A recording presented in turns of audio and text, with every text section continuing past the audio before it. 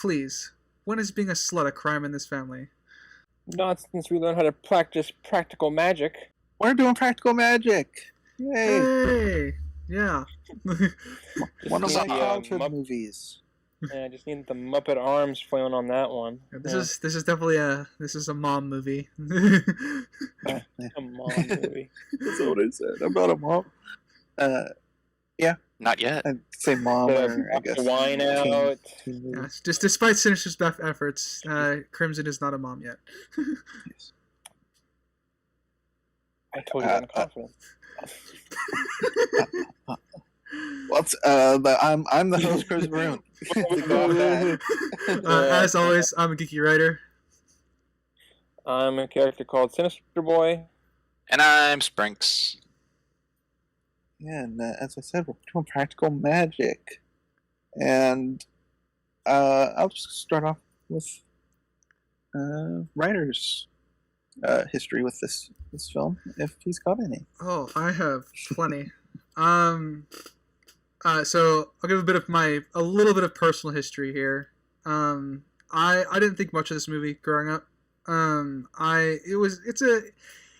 It falls under the venue as that people like to call as a chick flick for the most part.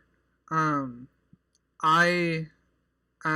it was definitely a favorite of my mom's. 100%. It was one of her favorite movies that she liked to rewatch a lot. I kind of grew up with it, like, always in the background. And then I hit my teenage years, and then there was a point where my family split up, and she just watched it a little more often, and I ended up sitting down with her and watching it all the way through one night. And I thought it was a pretty good movie at the time.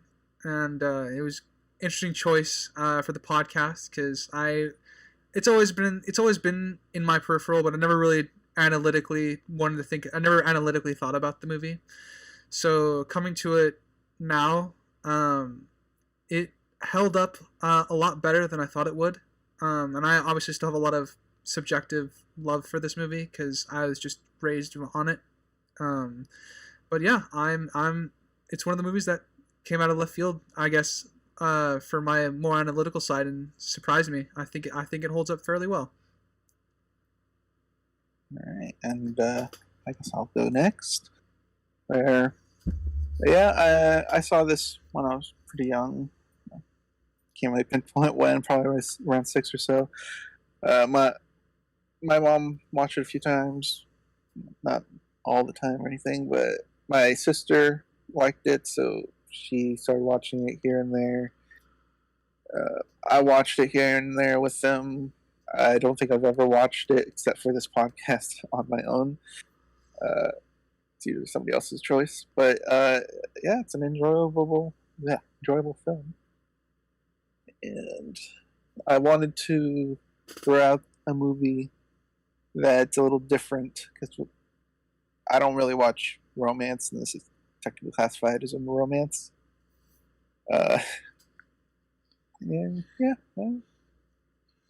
Sinister. What about you? I've never seen this movie before. I'm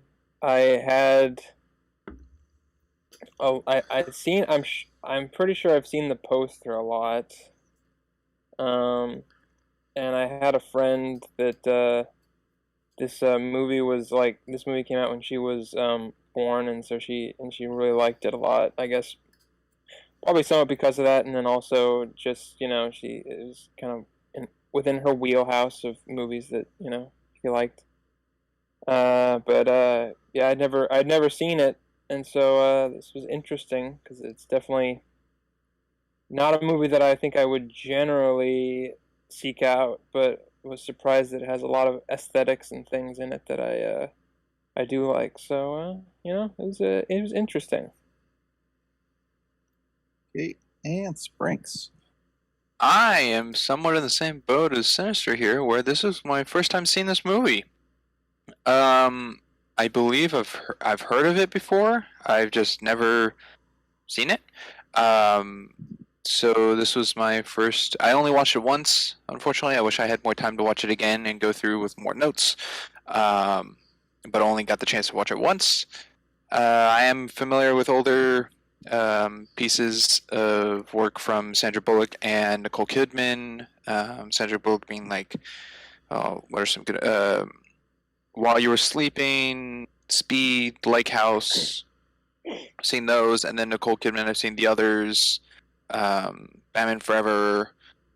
So I've seen, I guess, older things in their acting. So this movie was 98 coming out. And I know I said Lake House was 2006, so that's a little later, but still kind of that feel.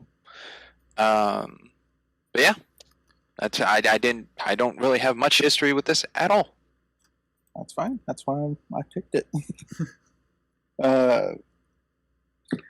I did a little research into this, and I didn't realize that this was based off a book, which came out in 1995. Which? Yes, fully intentional. Thanks for catching it. Really That was awesome. satisfying. Should we keep that silence? Yes. Absolutely. Yes, please. Well, we're not Anyway, keeping this go on. part. Yeah, there was a book, and then they made 2 prequel books. One revolving around Maria, the ancestor, and the other one revolving around the ants in the 60s. And then they made a sequel last year, sequel book. So it's still chugging on strong with this franchise I didn't really know was a franchise. Yeah, no, I didn't know that either. And apparently a show was to be made in 2019, but there hasn't been any news of it since COVID. So I don't know if that's going to be going on or not. The house was made specifically for this, and they had to destroy it because it was on native grounds. So I thought that was a cool house. It would have been a cool place to actually be like a tourist place, kind of like the Goonies house and stuff like that. It's a cool, stick like, around. New England house, yeah. Mm-hmm. And I guess the last little snippet is they hired a witch consultant, and she wanted a percentage of the film so she could make a practical magic cookbook, and she cursed the crew because they wouldn't allow it, and they had to hire an exorcist to expel the curse from the crew. That's kind of funny and horrifying to think about. Wow. Yeah. Cool stuff. And I guess with all that stuff out of the way, we'll jump in the actual movie here. We're going with the 5-act structure. So it's going to be from the very beginning to when Sally and her kids go to the ants after Michael. And anyone take it away. I guess because I asked Crimson a question the other day, so I feel like I should start it by just extending it to all of you. In the beginning, we know the mommy of Sally and Gilly passed away. There is a line that implies that she died of sadness, but I was curious, do you think the answer actually aligned the children, and that instead of dying of sadness, did she commit suicide? Because I never got that interpretation until, like, when I broke this down analytically. I actually think I was just curious what you guys thought about that. Think about that. I'll go last. I think it's a possibility, for thought. Simply since the only answer they said was sadness, it could have been anything really. It could have just, sure. could be, could not be. Good answer. Good answer. Yeah. I thought that there was. I think they.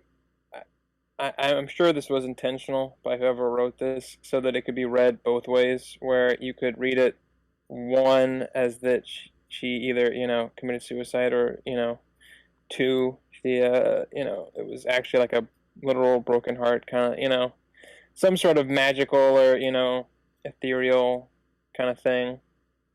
Because they only mention it twice, and they kind of, at least in the second one, they sort of give like a look or something when they say it. So there could be something there, but they never, I think, like out and out say or give anything away to go against it. Yeah. Or for it. I mean, they would be lying to their kids, because you don't want to tell that the two young sisters that their mom committed suicide. I imagine that would have been interesting, though, because if they had done that, and then when the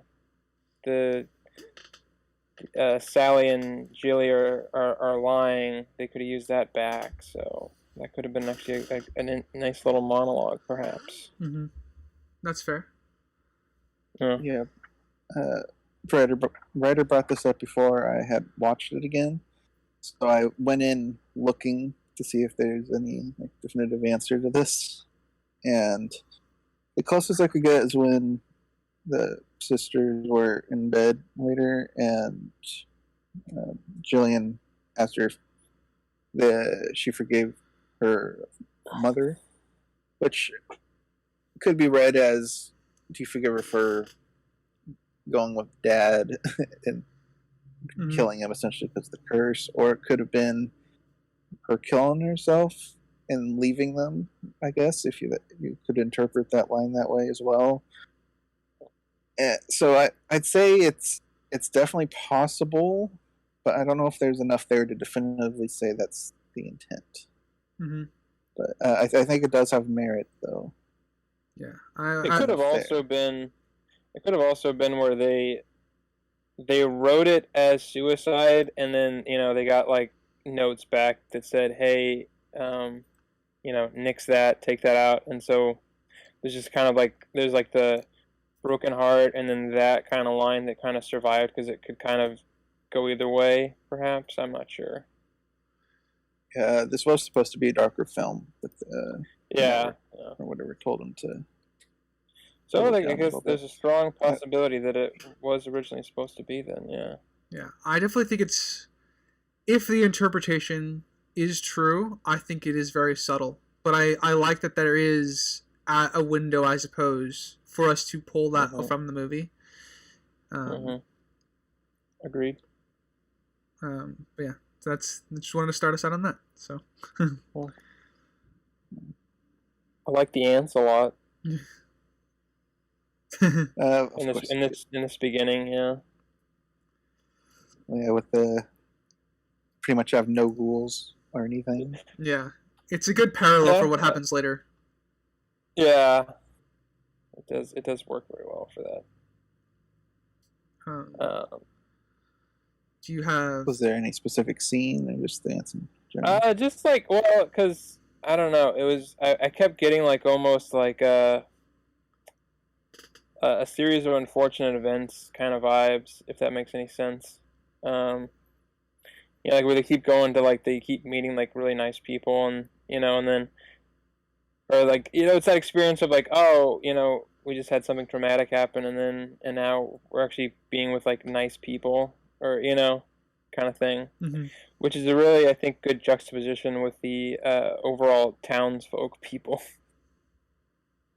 Yes, they're very original bullying tactics. Shouting witch. Yeah, you're a witch. You're a witch. You're a witch. And chucking rocks. You're a witch. Yeah. I've not seen somebody chuck rocks in a very long time. Some brutal kids. Yeah, man, stoning witches, taken right out of the Bible. Now, there's the whole curse of an Owens woman in the movie can't be with a man, or a man will suffer around being with an Owens woman.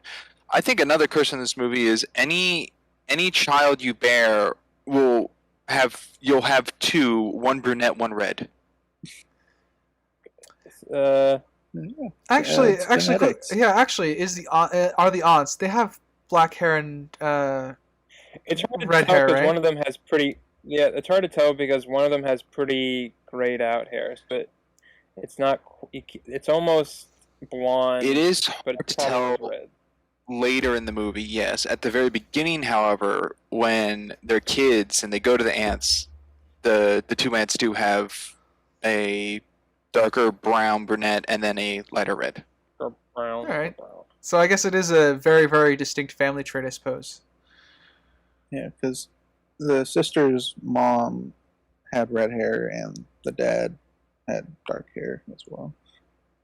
Oh, You need well, blonde hair. Crimson, that's a bit sick, but okay.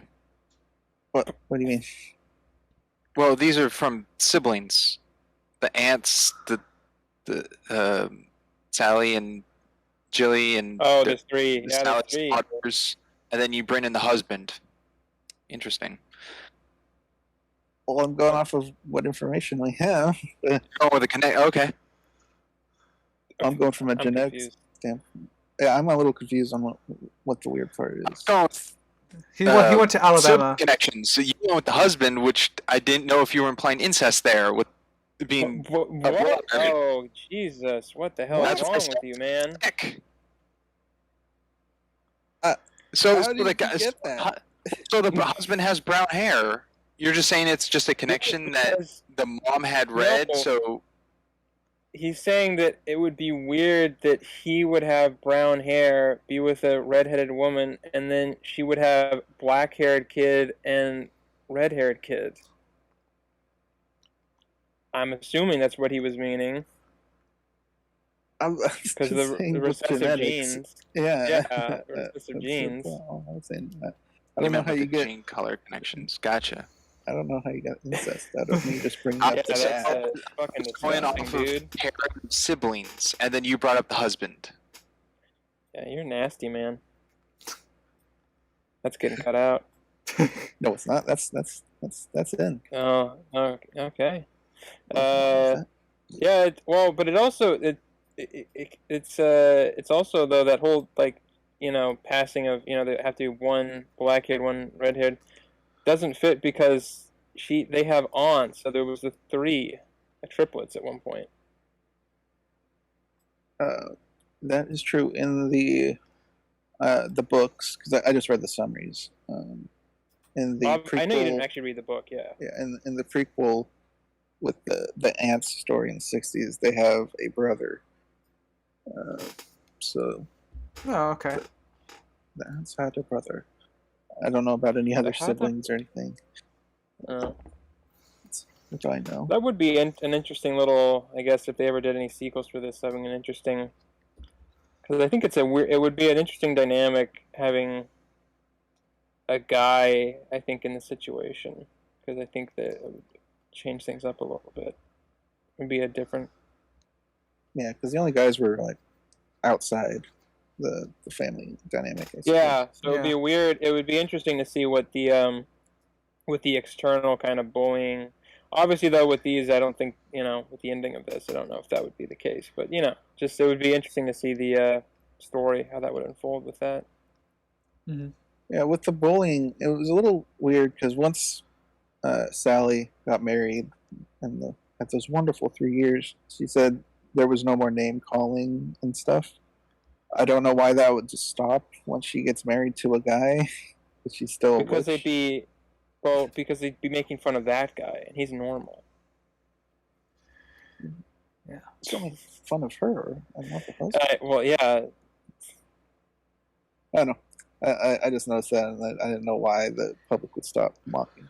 I don't know why they would mock. Period. Because if they really thought they were witches, why would you egg on a witch? I don't know. It's a classic Chicken thing, pox.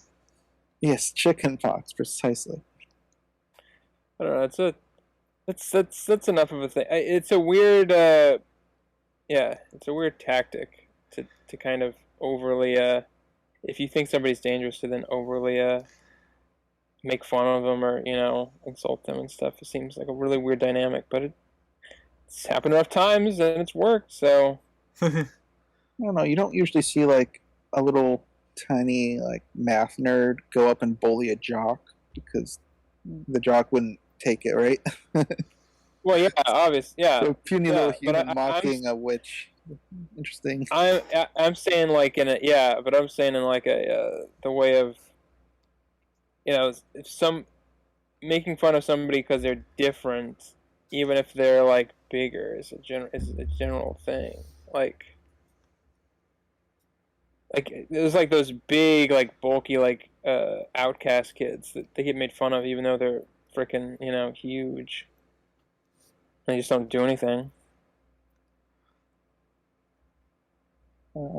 Something I want to point out is that lady that came in to get her love by killing her dog. Yes. Yeah. She's psycho. Oh, absolutely. I agree. Absolutely psycho. She came in for the circle at the end too. Yeah, didn't age a day. Yeah. I guess that's true. The time has passed. Yeah, actually, quite a bit of time. Good point out there. I paused to count how much money she dropped for this spell, and it's no more than $200. So, Man, for a little price of $200, you can just get someone you love to fall in love with you. I mean, if you go, see, that's the but if you go too high, you can't, you're gonna miss a bunch of people. But if you go low enough, you just get the mass, the most amount of people. Honestly, something for me that I want to point out, I guess, in the beginning is something I really like to say. I think I like the opening narration because it does a lot in terms of world building for all the characters around, and we kind of fast forward through the siblings living with the aunts, and then it worked out really well, and I like the blood pact symbolism that they make with each other. Gilly and Sally. Gilly. Sorry. Oh, I'd like to talk about the blood pact. That Yeah, was blood everywhere. I don't know. What are you talking about? It wasn't shown. They cut both their hands, and unless they magically healed them right away, they got blood on the back of Sally's bathrobe, got blood on the back of Gilly's outfit. Gilly got blood all over her boyfriend. They were just, there's blood must have been everywhere. I guess so. I didn't pay attention to see if they touched a bunch of stuff after. Gilly grabbed the banister. There must have been blood on the banister when she jumped down. Nah, they're witches. It's okay. Yeah, unless they magically healed themselves. Was it? Maybe it wasn't that deep, but enough to draw blood for sure. It was. I mean, it was. Yeah, but it's a hand. It's, yeah. It bleeds a lot even if you don't cut it very deep. That's you got true. A paper cut and you got a whole waterfall coming out. Mm-hmm. I just found it odd. I just like it. I mean, I like kind of blood. It's not really a thing anymore. Thank you, HIV. It's not a thing anymore, but it's always interesting to see like how they do it in older movies and stuff. Because sometimes it's just like a pinprick or something, and then other times it's like a straight up just like dragging a knife across the palm of your hand, and then just free bleeding all over the place. Yep. I think another important thing, I guess, from the opening act that's going to be relevant for thematic reasons later is the difference between Sally and Gillian. Yes. Gilly. I like. Fuck. Jillian. Why? You guys are. I know. I'm aware. It bothers Jelly me. beans. Yeah. It's like we're in a war and you got a ghillie suit on or something. Yeah, feels like it. Yeah. Just the difference between the two siblings is like one hopes to never fall in love, and the other one cannot wait to fall in love. Can't wait to kill a bunch of men. It's very interesting. I mean, very it's a telling thought. of their characters. Yeah. I mean, if they've been raised knowing, this curse of men, and it's just, Did you say men? just Yeah, Gilly's just like, I want to be, like, go from man to man, or whatever. It kind of does sound a bit serial killer-ish. Yeah, yeah. Like I said, I don't think she ever plans on falling in love, but she plans to live life, which I guess is the difference. Yeah, well, okay, I guess she wants to fall in love, but she doesn't need the men to fall in love with her, maybe. Because that's how the curse works, is if they fall in love with her, right? Or is it the other way around? That I think sounds it's right. because The The the rules woman are feels. Lucy. Yeah, I think I it's think- if they fall in love with a man, then the man Yeah. dies. That's... Well, you could do that with anybody and not even be in a marriage. You could. That's something they could dive into. Yeah. You're like, man, I really love that actor from that movie. That's why And Jimmy then- died. Gilly's like, I love you.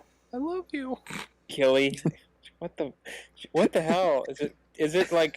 All Is right, there gas Nicole somewhere? What's going on? Kidman. I'm gonna just say that. It's Jillian. It's not Say so hard. Nicole. Nicole's an easy name to say. No, what you did is you looked at the cast, you looked at the I'm name, and you're sorry. like, You oh, got it's Jillian with a G, so it's Sorry. Jillian. No, Gilly from Game of Thrones. You got Jellybean from Riverdale. You just got it's all these other names of things that are just scrambled in my brain. yeah, but it's the same name. It's I'm saying Not it's a cool. different Scrambled, thing. Sinister. Get There we over go. it. Oh yeah, you're right. Sorry.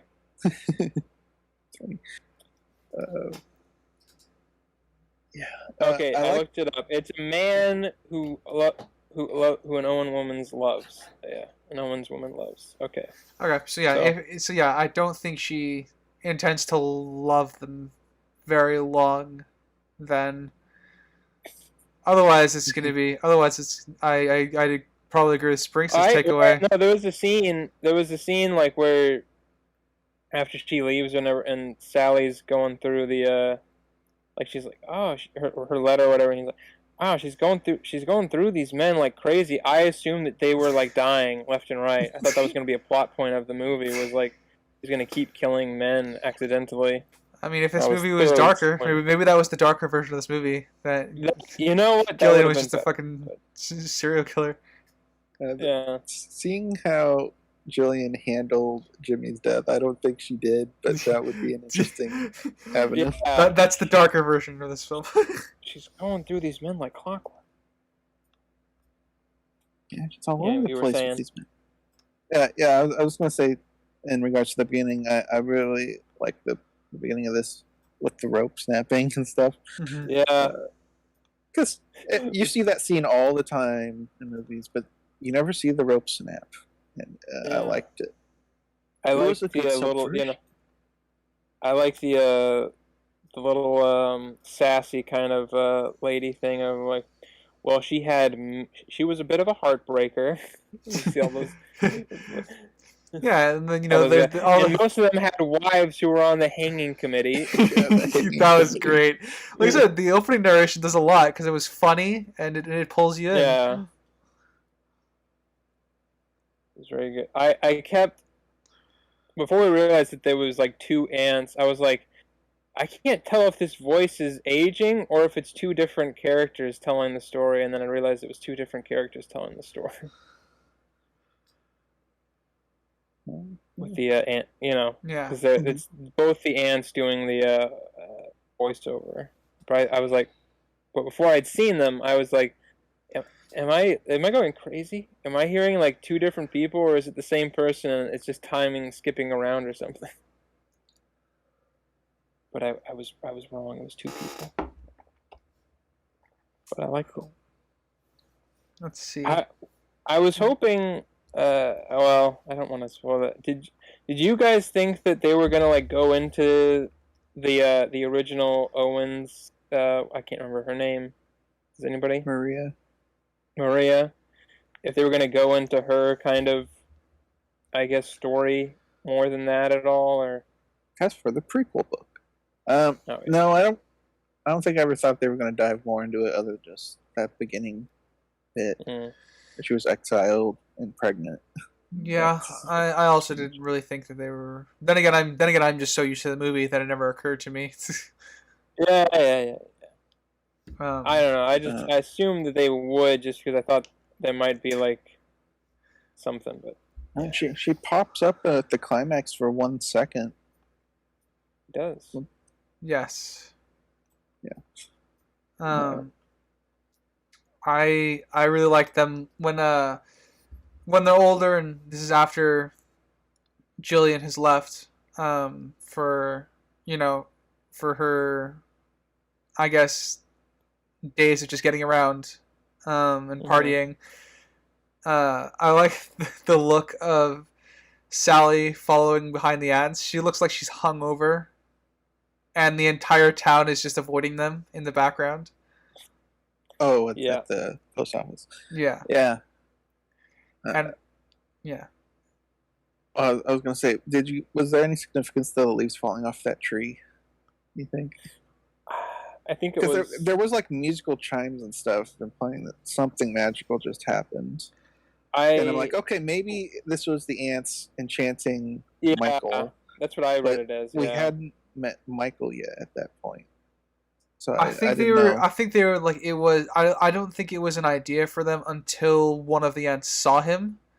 So like that was, I guess for me, how I interpreted that, it was a sign to them to keep a close eye on things in that moment, because something important was about to happen, which was because they have meeting Michael. Universal cue for them. Yeah, because like at least like in the house later on in the movie, they have a bunch of stuff happen. They're like, oh, that means this is happening, or da da da. So they're just kind of attuned with like things that we would perceive as accidents being universal forces and things, which is what Wiccanism is. Yeah. Poor Michael. Poor Mike. What? Apple boy. Such a wonderful life delivering apples. The ants had to make him fall in love with their niece and kill him. Yeah. The ants killed him. I had to like figure out I was like, what is his job? And it's literally apples. He's literally just delivers apples. Yep, it's literally he is wheeling crates of apples around. No. So I guess I wish I lived there where that could be a job. In a small town. I mean, even lakeside. Sally's shop, which is a little later. I wrote down how the heck does she have that many employees for a shop that size? Well, yeah, especially that it seems like people are trying to avoid her. Precisely. How does she get business there? Well, she's rich. She is. I guess the ants could just make money, yeah. But then again, why would they take on these love jobs?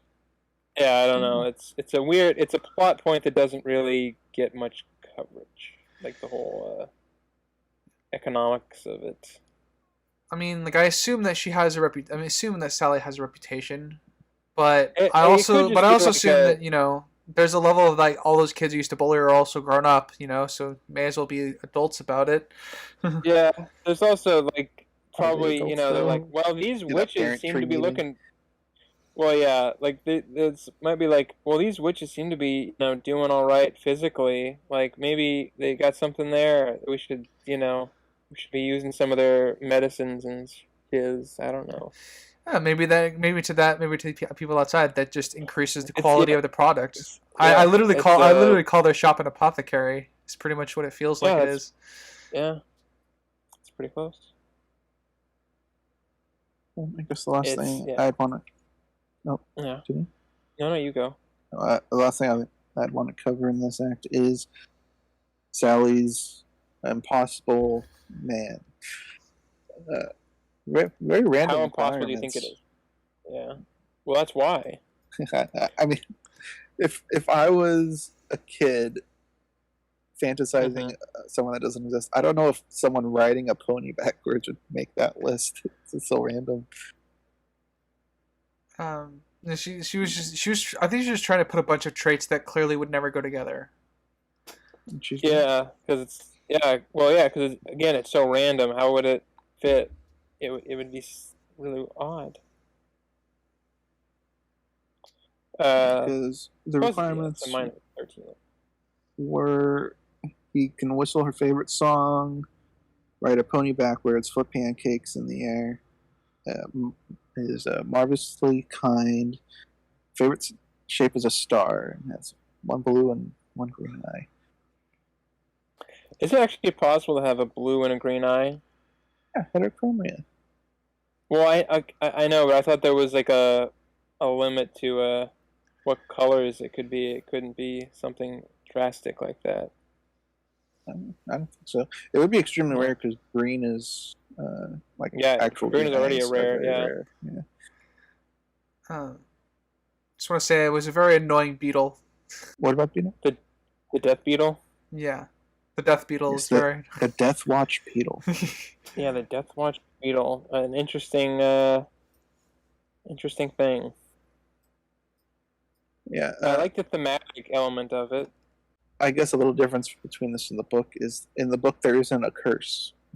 Really? It must be a very different book to movie adaptation. Oh yeah, I mean, I'm assuming, yeah. Well, because again, at least like we said earlier, this movie was supposed to be a lot darker in tone. So I'm assuming that probably they used that with like, okay, well, if we need to, we can make it like a romantic comedy kind of thing or something. But if not, like that would be a pretty dark twist for a romance movie in general. Sprinks, do you have anything else before we move on to the next act? The truck that killed the husband came out of thin air. No, all those it was trailing. It was waiting behind a bunch of bicyclists. Waiting. Yeah. If it was going at a speed to kill him, it was not waiting.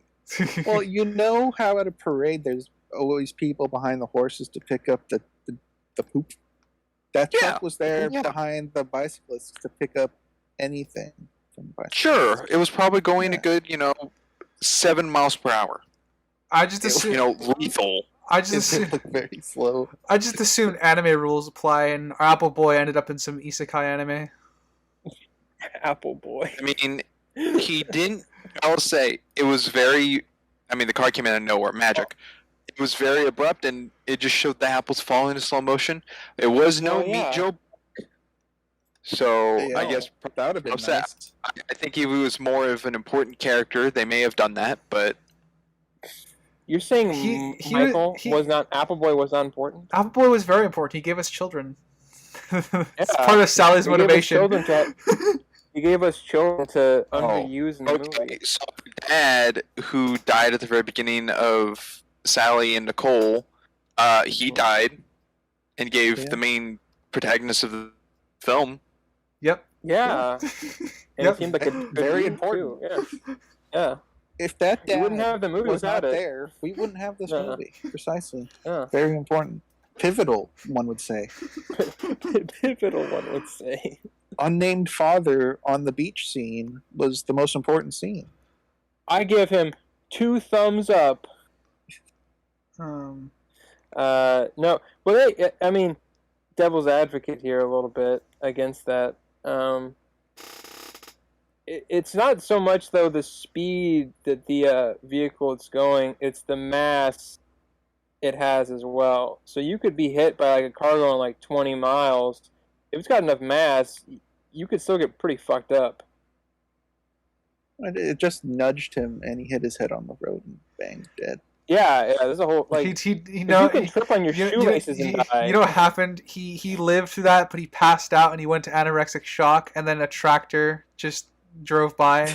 Jesus Christ, that's horrifying. Yeah. For some reason, a steamroller just went in there. I don't know why. You're about to be killed by a Zamboni. They did show a black dog before he died, which is a bad omen. That's true. That's probably intentional that they did that. Yes, I imagine so. I also imagine so. I guess last thing I would want to bring up is when Sally brings her children to stay at the aunt's house with them. She gives the complete opposite of all the rules that the aunts gave to her growing up. Yeah. Like, gave the, you have to be in bed by a certain time, you have to do this by a certain time, that sort of thing. You have to brush your teeth. No chocolate cake. The opposite. Because they're normal. Yes, they're normal normal kids that kids. don't eat chocolate cake. Not for breakfast. Not for breakfast. It's only a witch Yeah. thing. Well, because I think, well, yeah, and also, even if minus the whole witch stuff, I think she just wants the kids to kind of have what she feels like she couldn't have, which was that sense of belonging in a quote-unquote normal, thing. That's Sally's whole thing. She wants to be normal. Yeah, that's Sally's whole thing. She'd rather pretend to be something boring that she isn't than be something awesome that she is. I guess because she And just that's what's really wants a normal really life. cool. Yeah. Yeah. Even though I don't know, it's kind of like those people that like oh, never mind, I'm not going to say that. It's a whole other thing, but yeah. I guess brought up the beetle. If Sally got to it and killed it, do you think that would have changed anything? I don't see No. that was I don't kept think thinking, so. I was like, oh, she's gonna get it. I kept thinking that, oh, she's gonna get it and blow it, and, and try to reverse it in some way or something. I think the beetle isn't real or is some sort of supernatural thing. Should Yeah. they shown her kill it or something and it not work still? I don't think they that's need the thing, to. I don't think so. Yeah, I don't. It's just for me. It's just a stand-in messenger, in the way that the leaves Yeah, fall off it's the tree. not- If it's something universal, not really. Yeah, it's not some even like it's like, oh, I ripped up a contract, but it's still valid because I signed. It's it's like that where you could kill it, but I'm sure whatever was set in motion is still in motion regardless of the messenger being gone. Yeah, I mean, I figured the same way. I wouldn't have done anything that way. Yeah, but it's that madness that that frantic madness to try to prevent it. Mm-hmm. Alright, well, on to our second act, which Already. is from Sally dropping off Stretch kids lips out, everybody. Stretch those lips.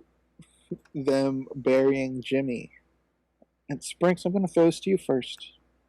Oh shoot. Hope you got something. Jimmy hiding in the back seat of the car. That Oh, was that's a jump. Yeah. well. It's Oh, interesting. yeah, we didn't set up that Jimmy. We he didn't is- set up Jimmy last time. Yeah. Nah, we don't have to. He's from If you're Bulgaria. listening to this, you know it's practical magic. We're going to talk about the whole movie, so no real spoiler warning. You know what you came here for. Here's a spoiler warning. Jimmy's a scumbag. There you go. Yeah. What? His So- last name's Angel. He must be a nice guy. Yeah. So it's his car, and Yeah. Nicole is in the hotel room in the corner, and I don't think you Jimmy just knows got that back up. Sally's coming, to my knowledge. So he beat Nicole, then went downstairs and got in the back of his car to sleep in, which to me is odd character. That's just an odd character for him to be, because I feel like with his knowledge of, or with him being dominant, he'd just sleep in the bed. So I don't even know if he was sleeping in the back of his car, but he was in the back of his car, and then Nicole needed to go get her tiger's eye, um.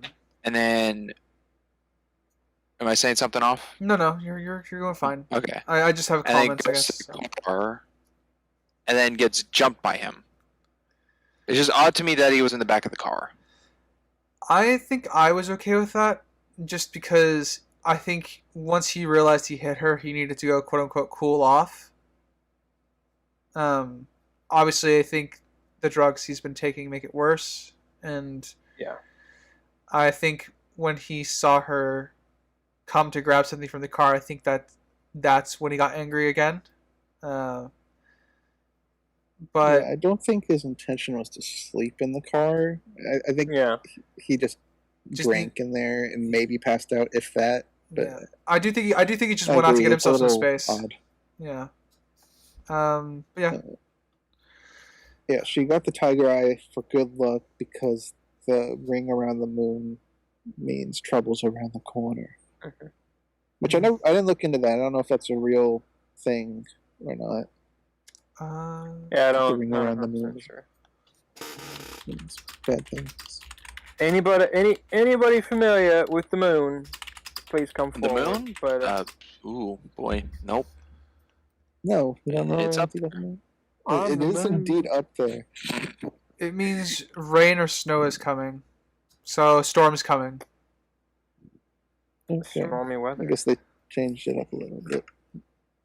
Yeah, close. I read it more as like I don't think he knew that Sally was going to be involved, or at least wasn't, certain.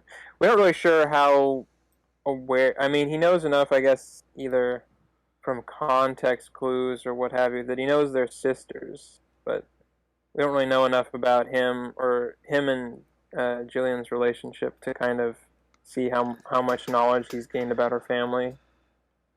Well, Obviously not enough to realize they're witches, but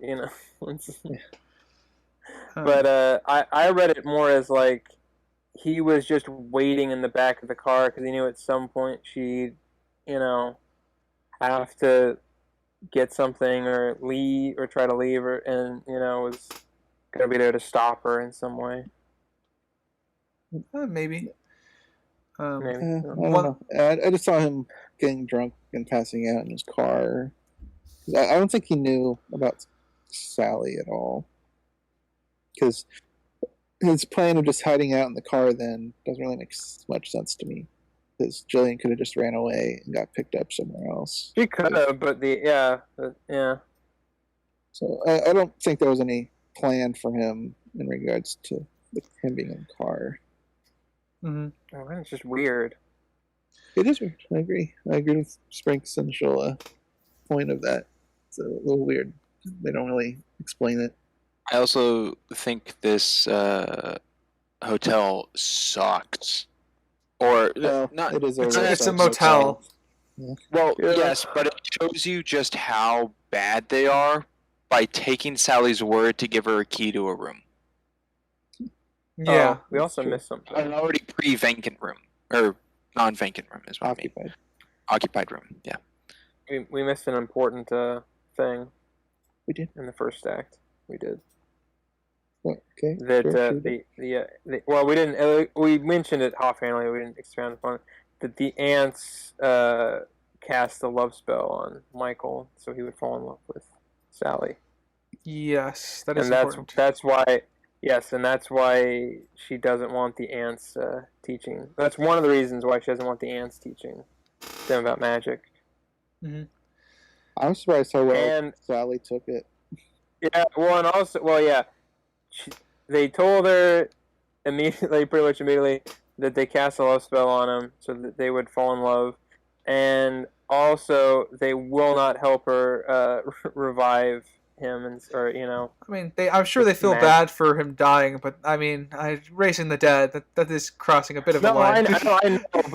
I know, but if you were fucking heartbroken and you just found out you were lied to, and then B, they also won't do the one thing that could help you in the moment. Mm-hmm. Be pretty severe, but I guess not severe enough to have her not have anything to do with him anymore. So I do like Anyway. When she is heartbroken, transitions to like rubbing on the when Sally's first heartbroken, and I like it when she transitions to like her rubbing where she formed her blood pact with her sister, and then it transitions to her sister holding up her arm, and then kind of getting the vibe that something's wrong. Yeah. Um, Yeah, who needs Skype? Then you can just rub your scars. yeah. Who needs Dude, I Skype rub when you my can scar rub your all the scars time. and you can just show up at the other person's house like it's a projection, I think. And that Yeah. beautiful driving through the desert. Yeah, that is also why I absolutely think it's a projection, because if I don't think she actually showed up at the house. That was just a projection of Oh, her. at all. Yeah, I don't think she showed up at the house at all because remember she hasn't met the kids yet in a while. It was nighttime. Yeah. And then she left by Oh. morning, but I mean, she's the kind of person who would say hi to the aunts and stuff like that. Cuz she likes being the Yeah, they act like they haven't seen her in a while. Yeah, That's true. they act like they haven't seen her in a while, and she's typically like the center of the party. I genuinely think she did not show up at the house at all. Oh, That's well, that would interesting. make sense. Yeah, because she had to. She probably because she she drugs Jimmy with belladonna so he sleeps, and she's probably in like some sort of meditative uh, trance of some sort. Yeah, that's what I got from that scene. At least this time around, I don't think she The went to the house at all. Yeah. thing that I don't think works with this theory is why would they even show her driving then? Honestly, I think the only reason they show that is just to give us a visual that she's going over there in some form or fashion. And this also will explain the way the weird visuals that we get while she's driving over there, singing one song as the entire day passes by.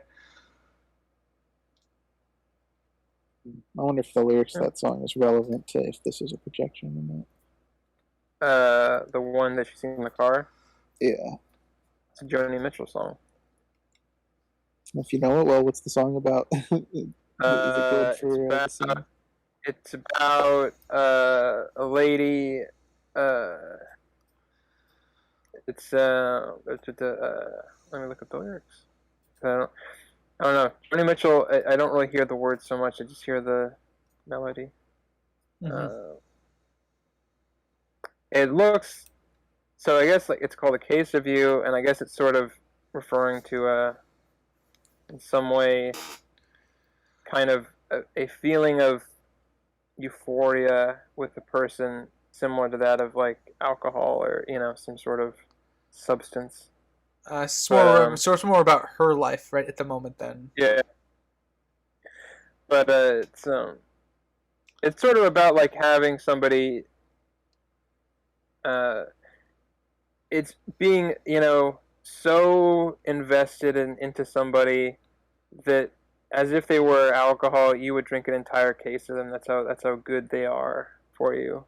But they would also, if you drink an entire case of alcohol, you also probably get pretty sick. So it's kind of knowing that and still wanting to go through with it.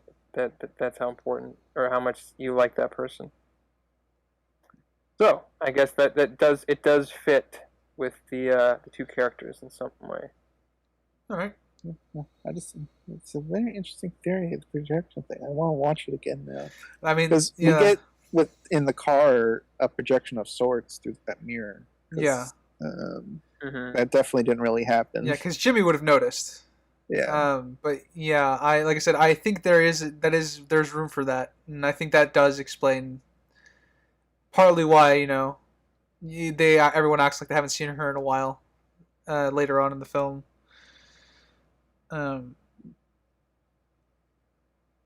Let's see. I do like as well as the sisterly talk as well that they have when they're together. Actually, Sally did smell her pillow and smiled. Do you think that was proof that she was there? No. I don't know. I assume she smiled because she felt better because she had, whether it was her sister or not, she knows she has someone there to care for her and she was there to help support her. And then because at this point she was shown just to be really depressed at the start of each day, to the point where her kid is coming to beg her to take her to school every morning. So I honestly thought it wasn't really her smelling the pillow. It was just she was reminiscing about the projection and she felt better because that helped. Yeah, I can't. I'm looking. I can't find one way or the other. If it was a projection or if she actually went there. It's really vague. I like to see. He likes the theory. The man likes the theory. Got any comments on the theory there, Springs? Yeah. I don't think. I think she was actually there in person. Otherwise, the whole, even though how of the time, I'm sure the driving looked okay, but definitely dated. I don't think that driving there would have been shown at all. You think she would have just appeared? Yeah, I think she would have closed her eyes, maybe put her hand over the mark on her hand to connect to Sally, and then Sally could have opened her eyes and she would be there, in the bed, kind of like what they did with when they're driving with Jimmy and she talks through the mirror. mirror, or something like that. I don't think they would have done the whole driving bit. Were there any magical chime sounds? Because they tend to do that whenever magic happens. Was there anything? I don't think so. No. I don't remember any audio cues for the moment. Either the one, either it was astral projection in some form or another. I'll be right back.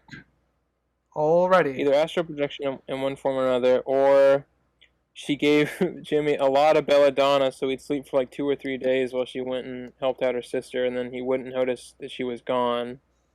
Because I feel like if she was gone for a while and he woke up a day after, I mean, the reason would be really bad. Yeah, the reason I think that she projected herself is because Jimmy, unless that's why he hit her later in the story, is that she was gone. Yeah. But I assume that he hit her. He hit her because he asked a guy for a jelly donut with cream. Yeah, right. And that's why. The classic, obviously, Yeah, that's why. I forgot they gave an actual reason for why he hit her. So I think because of the length of travel that she would actually have to do, Jimmy would have been angry with her for doing that. So that's another reason why I'm leaning towards more projection. Either there's a astral projection element here. There's a over drugging of belladonna for Jimmy, or I think that would almost kill him actually if they knocked him out. If she gave him enough drugs to knock him out for a few days, I think that would have actually killed him. Yeah. Belladonna is such a weird choice to use to knock someone out because belladonna is nightshade, which is very poisonous. Yes, very, very powerful. Yes, it's up there with cyanide. So very risky. They don't really have much. I think it's just because it's such a witch thing, belladonna. Yeah, I genuinely think they just did it because it was a niche witch thing. That was the main reason. Mm-hmm. Yeah, it was probably made in their garden and everything. I'm sure there's other plants they could use to knock out people. Oh, I'm sure. But I'm not a flower expert. You're not? I thought you were. Why do we even have you on here if you're not a flower expert? Get out. You insist? No, I'm not doing that gag again. God, you already did that last time. Come on. Yeah, double good. I guess an observation I had go on. was in the first act at the picnic table, we were talking about the family curse and stuff. There was a black kitten on the table. Yes. And they showed a adult black cat in this act. So, interesting continuity. What a small little thing that probably nobody really notices, but they kept up the cat aging. This is something I caught. That's a good one. It's a good catch. Yeah, not much left on here except the drive with Jimmy. Yeah, which is thoroughly creepy. Yeah, very tense scene. Yeah. Honestly, I think I'm not, it's big. I kind of wish, or I don't wish, but I think this movie would have been a little bit better for me if they had sort of had a little bit more of this kind of level of tension throughout a bit more of the movie, because it's only really in this scene and I think one or two others. This scene comes about maybe a little less than halfway through, so I can agree that there's kind of a big moment, and they kill him, and then it's back to leisurely day to day Yeah. and romance stuff, and then Jimmy comes back at the very end. There's a little breathing room there though. Like they talk about the Yeah. problem, they deal Yeah. with it. They have to they want to go through the whole resurrection thing, or at least attempt to. And then the day after is kind of when they're trying to settle back into a version of it anyway. Yeah. Well, I mean, I'm not against them having breathing room. I just feel like it was something that I think needed to happen either a little bit earlier or slightly more often to kind of, I think, make the tonality of this a little bit more definitive, I guess. But I'm not, like I said, I'm not. It's fine how it is, but that's one thing that I think it might have done a little bit better to have. Benefited from. Yes, perhaps. We'll never know. Does Jimmy burn his own finger?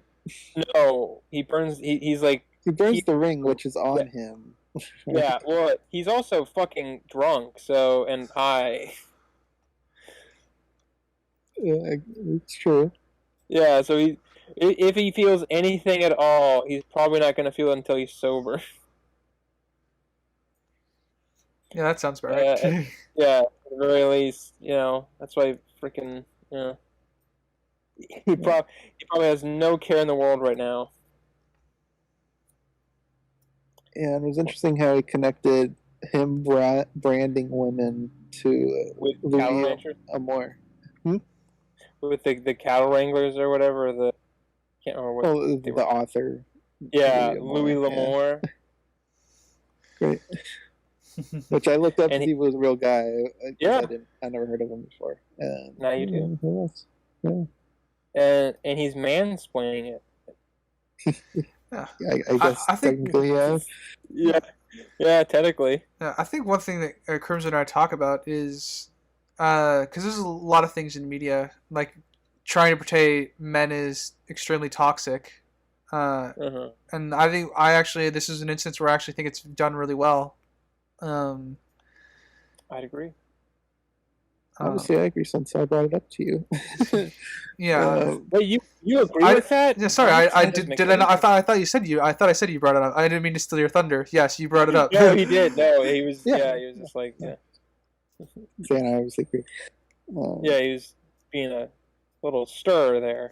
Yes.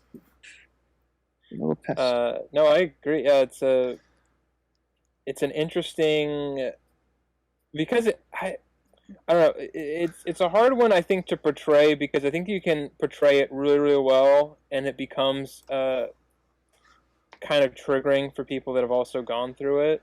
Mm-hmm. But then if you sort of just go kind of just bad guy with it, like a villain style, it comes off too cheesy, and I think this kind of bridges it a little bit where it's still like, Hollywood-ish, but there's enough believability in it where it wouldn't be overly triggering. It feels real enough, and I also think it's important that not every man is evil in this film as well. So it also helps to strike that balance. There are some people who are extremely toxic in the world, but there's good people too. So I also think that contributes significantly as well to why I think this portrayal of male toxicity actually works. Yeah, well, because there's all kinds of men in this. There's short men, tall men, dead men, big men, eye colors. Yes, men with sometimes noticeable, mostly not. Men who try to brand women with a ring. All types. And frogs. Oh wait. Oh wait, that was the same one. Yeah, the toads thing was a little. I think they're just being racist to people from Bulgaria. Do you know how we came far with Harry Potter? Come on, everybody. Victor Crumb. Victor Crumb. What an interesting location to pick for a person's backstory. Bulgaria. Well, he was originally going to be an American, but dir- So they just want to somebody sell the vampire somebody thing. writing it saw the actor in a different film, and apparently the character he played in that film was from Oh, he got typecast. general area. Yeah. That's a shame. Interesting. He's a good actor. Yeah, he did this pretty well. He did the Dracula cowboy thing pretty well. Yeah. Yeah, that made me want to see a Dracula cowboy movie. This is just obviously one. This is just another interpretation that I had. That I don't really think there's much in the film for. But do you think Jimmy was also using the craft because of the way? See, I thought they were Jillian described her. Yeah. The way Jillian described him with the whole Dracula-ness about him. Yeah. Yeah, I thought they might be trying to. Yeah, I thought they might be trying to set that up, but I don't think they really gave enough. Yeah, I definitely don't think there's enough there. Like the only things that could support it could be also written off as just affectations of their spell. Like he from the spirit, like he from the spirit world has figured out how to, come back, spawn toads, things of that nature, and grow like that could be him, but we could also write that off as just an affectation of their magic, which is why I don't feel very strongly about it. Yeah. Yeah, I think it's the side effects of messing with that magic. Yeah, they could have also. I mean, he could also have been read up on it, but not actually have any, actually magic ability, because at least from what we know with Jillian and Sally, they're both, Owen's women, but they both have different levels of ability. Sally is a more natural, and Jillian is less so, which is why she relies more on the, I guess, potion side of it versus the magic side. Mm-hmm. So that could, he could be somewhat, read up on it, but not actually have any ability, and then with the spell becomes, it's actually able to use some sort of extension of it in some way. But we don't know enough either way to say definitively. But it's possible. It would have been I think it would have been a cool little thing to have there. Yeah. Since we're talking about the magic here, what do you think are the limitations? Because we get several instances of magic where it's literally just whatever the witch wants. There's no concoction that needs to be made or anything.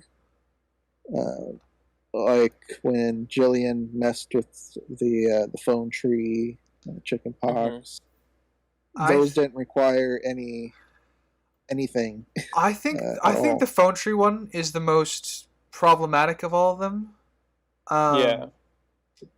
Because with the chicken pox, that's a very direct one, but there's clearly intent behind it, and you can see her kid is literally pointing at him.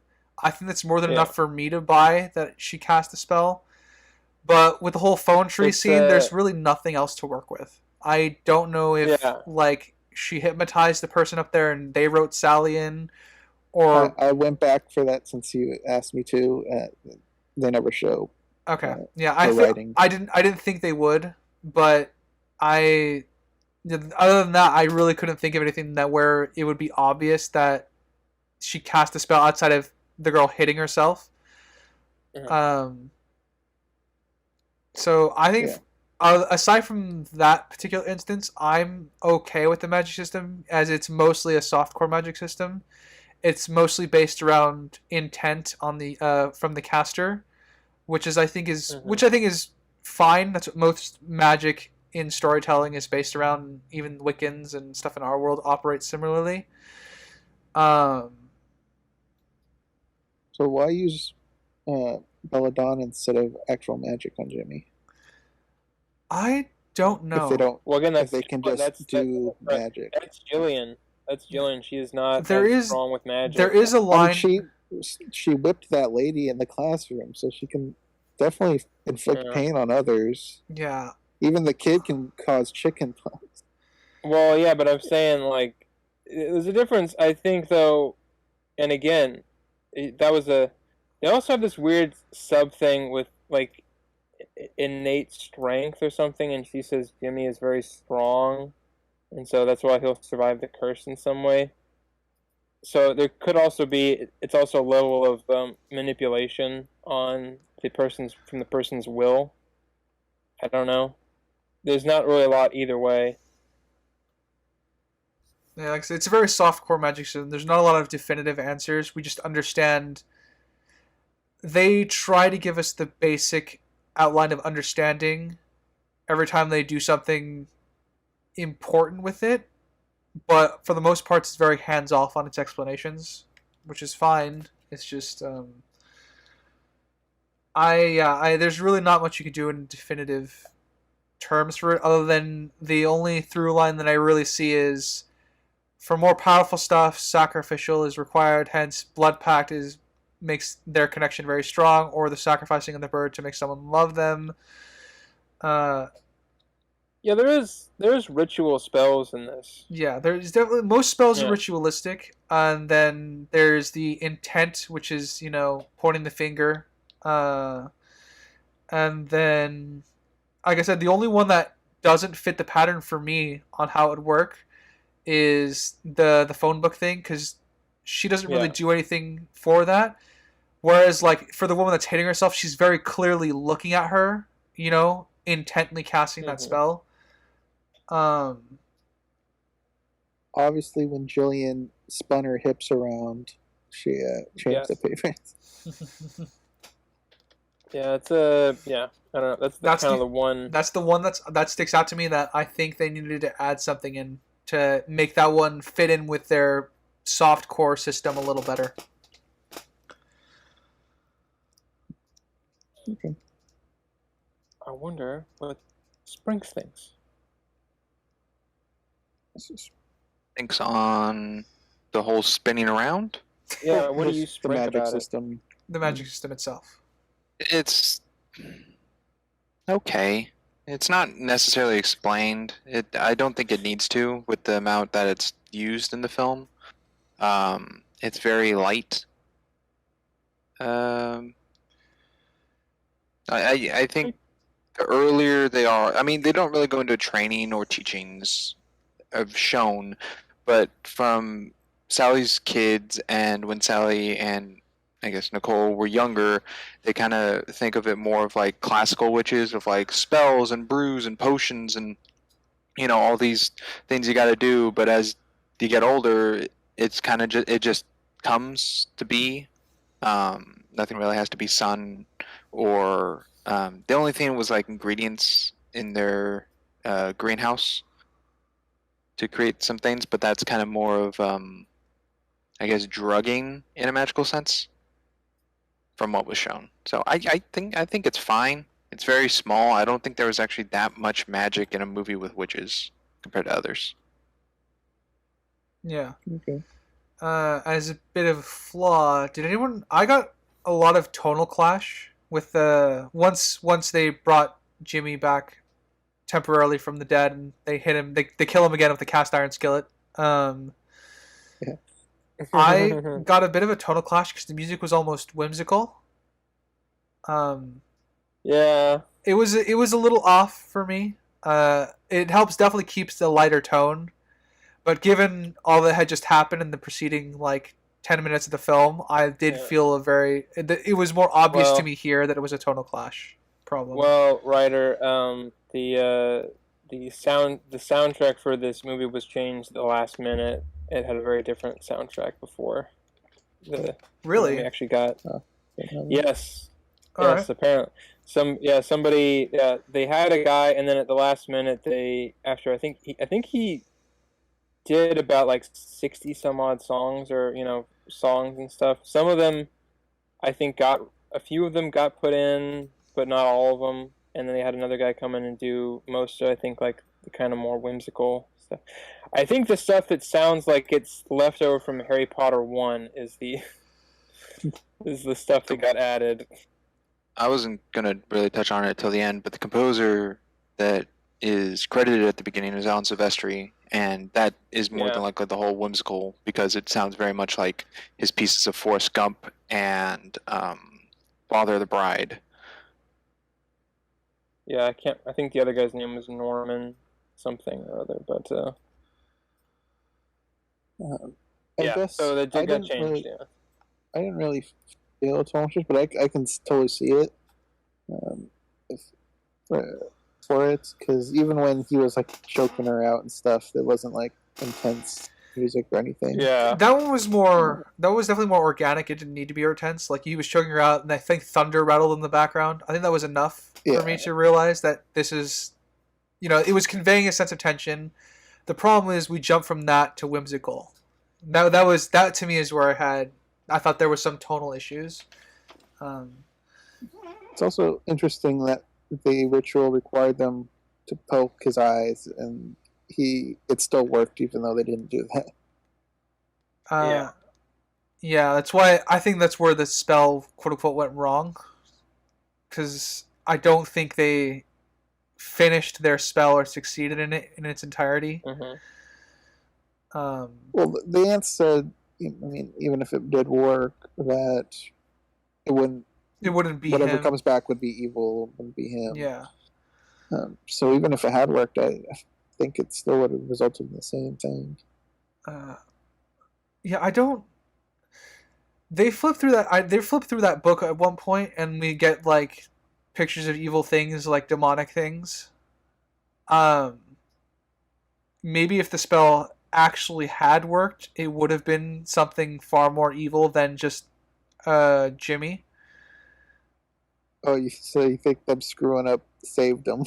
It's possible.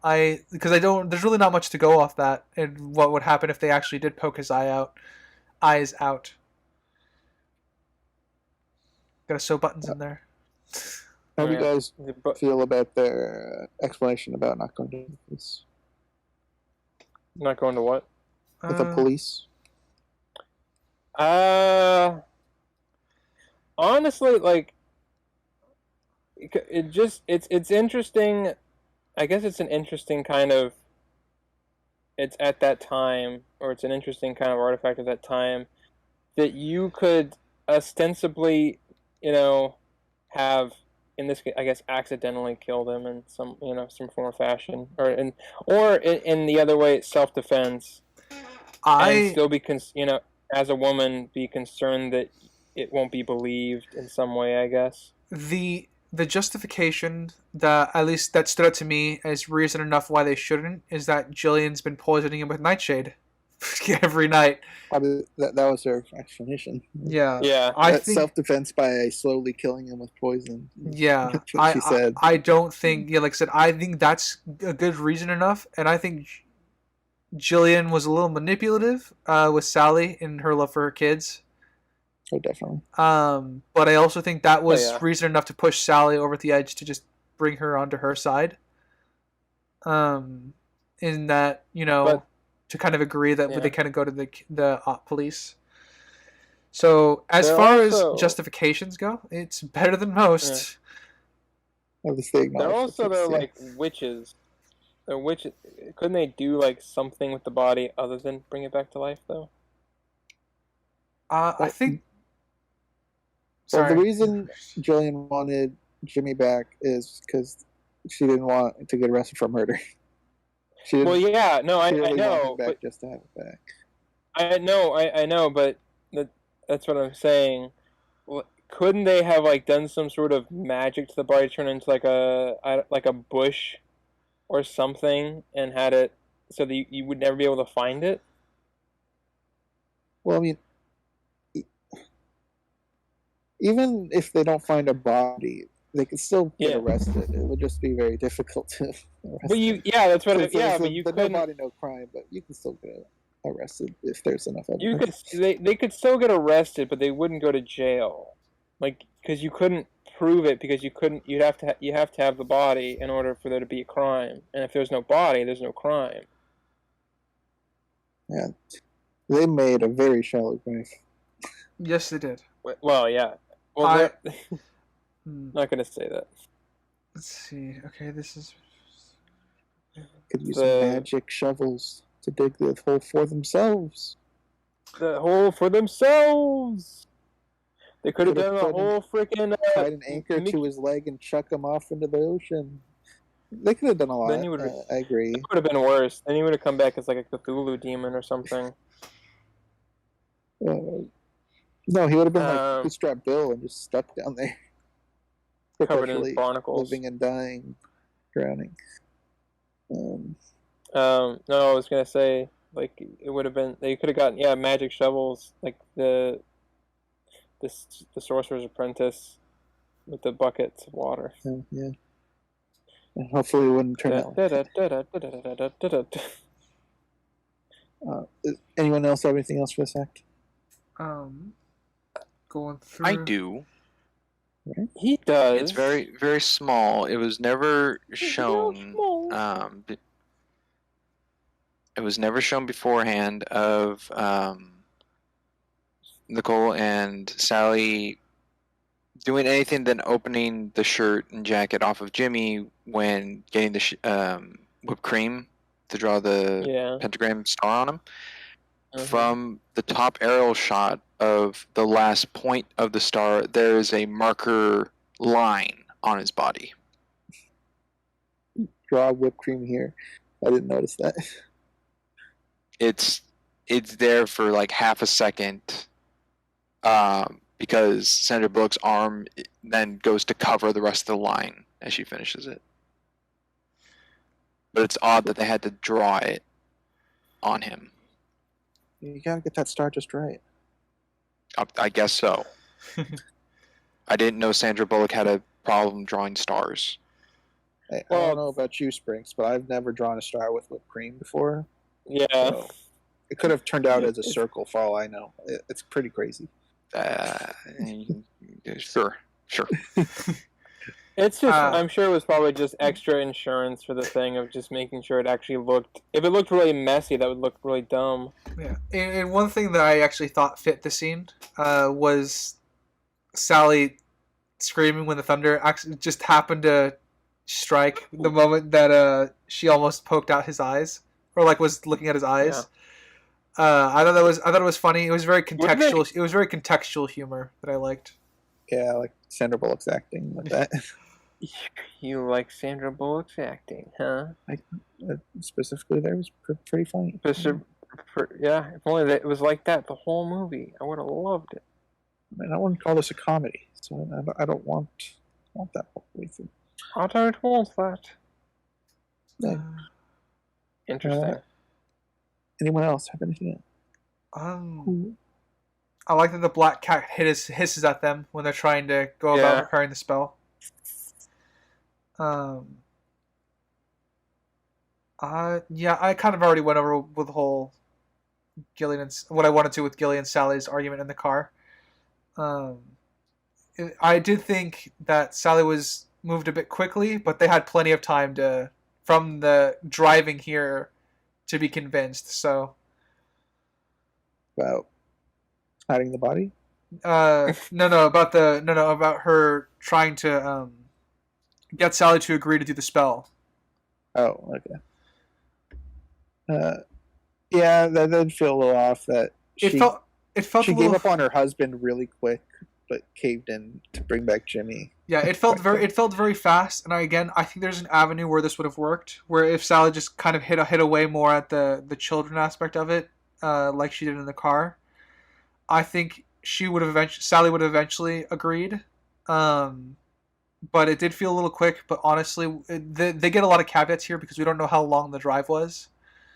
And for all we know, that she just harped away at Sally the entire drive to kind of break her down to agree to this. But the fact of the matter is we don't see it, so at this point it's just a minor thing. But I did think it was a little fast. Yes. Yeah. Well, because she was like, "You're kids. You're kids." Yeah, like so, we definitely see some of it. But the problem is, there's a little bit, not much, but there's a little bit. Guess we'll hop into the next act here. Yeah.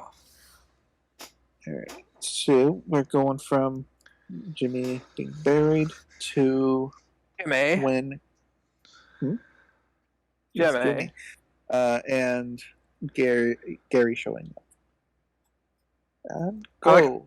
I have him named Hal. Just fun thing. I have him named Hallett in my notes because I forgot his first name. It's scary. Awesome. I wrote Gary because it was short and easy to write. I just wrote Hallett because it's more memorable. Let's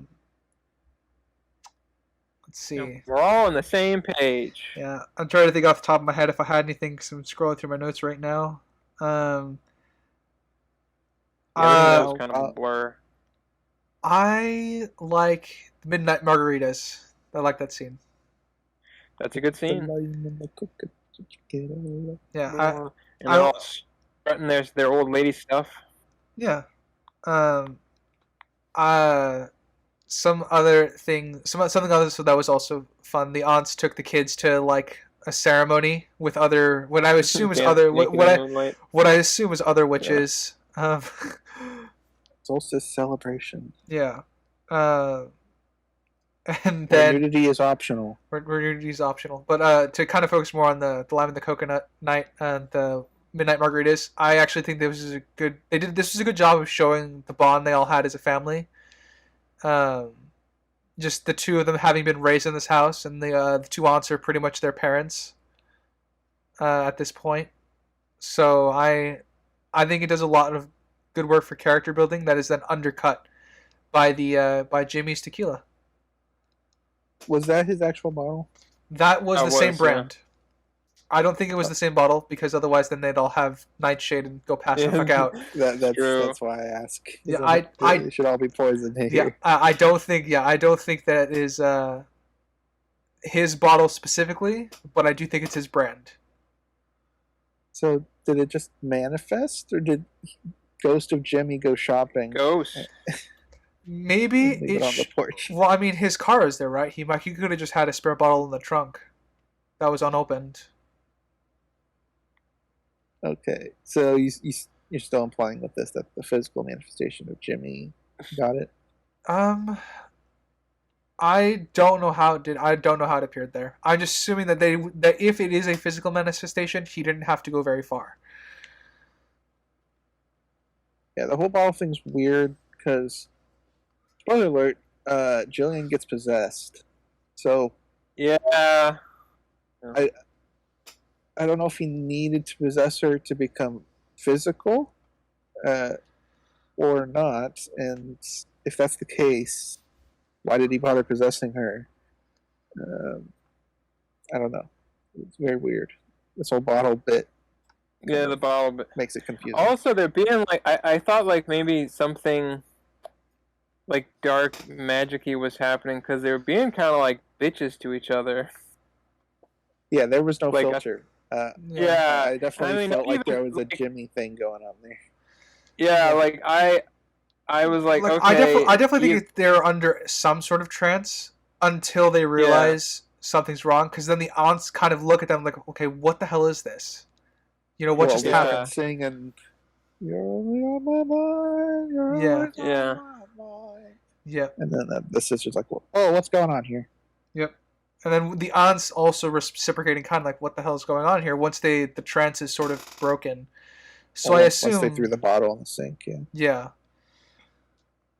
So I assume what could have happened, and if this is definitely me writing for them, but as a possible explanation for this, maybe Jimmy was just testing what he could do when he possesses Gillian, and he just went out and grabbed the bottle.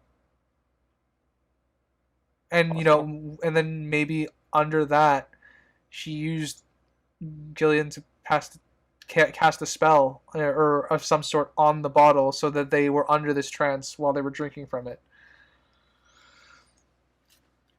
But why? Yeah, it's a interesting. Well, why cast the spell on the drink? Well, you would start small in theory if you were just messing around with magic. Like if you ended up in the body Or of would Jimmy do that? yeah, would Jimmy do that? Is what I'm saying. I don't think he would. Oh, I think he'd go I see all what you're out. meaning. Yeah, I don't know. Yeah, I don't know. I think they caused a problem with this bottle bit. I agree. It's a They nice character scene, This though. bottle I agree bit? with What are you on? Yeah, Come Chris, that's on, bottle man. bit. Character scene, the character work is great. It's a little odd, the bottle bit, but I do like the tone of the scene when it changes. And then the broom falls over, meaning someone's coming. Somebody's coming. Whatever that means. Yeah, when I don't know if falls, that come meant on. Gary was on his way or if that was Jimmy.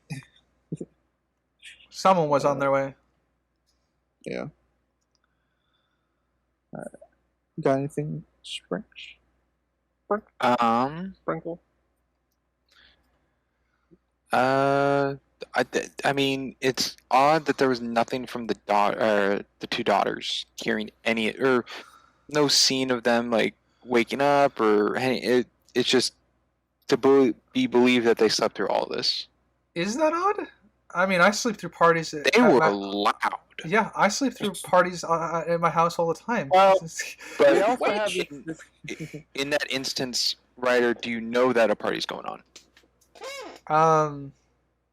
Sometimes. I guess we didn't really need to see the kids. They could have just been like listening through the wall type deal, I Yeah. guess. Because I don't know what it would have added if they overheard or woke up from it. It Yeah. would have just been an added scene. But I mean, I suppose it could have been something. I want to say there's a really cool shot with where it's going. There's like a big tall staircase going up to the, I guess, Sally's room or Sally and Jillian's room. Yeah, there's a lot of awesome staircase shots in this house. Yeah, I like this but house. it's weird because like the image of it gives like horror vibes, but it's like supposed to be a party. Foreboding. Yeah, I know this. Yeah, I mean, it with what happens later in the scene, it fits. But I was just meaning, I was like, that was a really cool scene. It didn't really fit the tone that they were immediately going for, but I guess it worked out overall.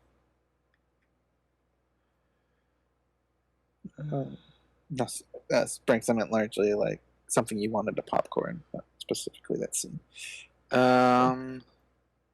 This is going to when Gary arrives. Yes. No, nothing really.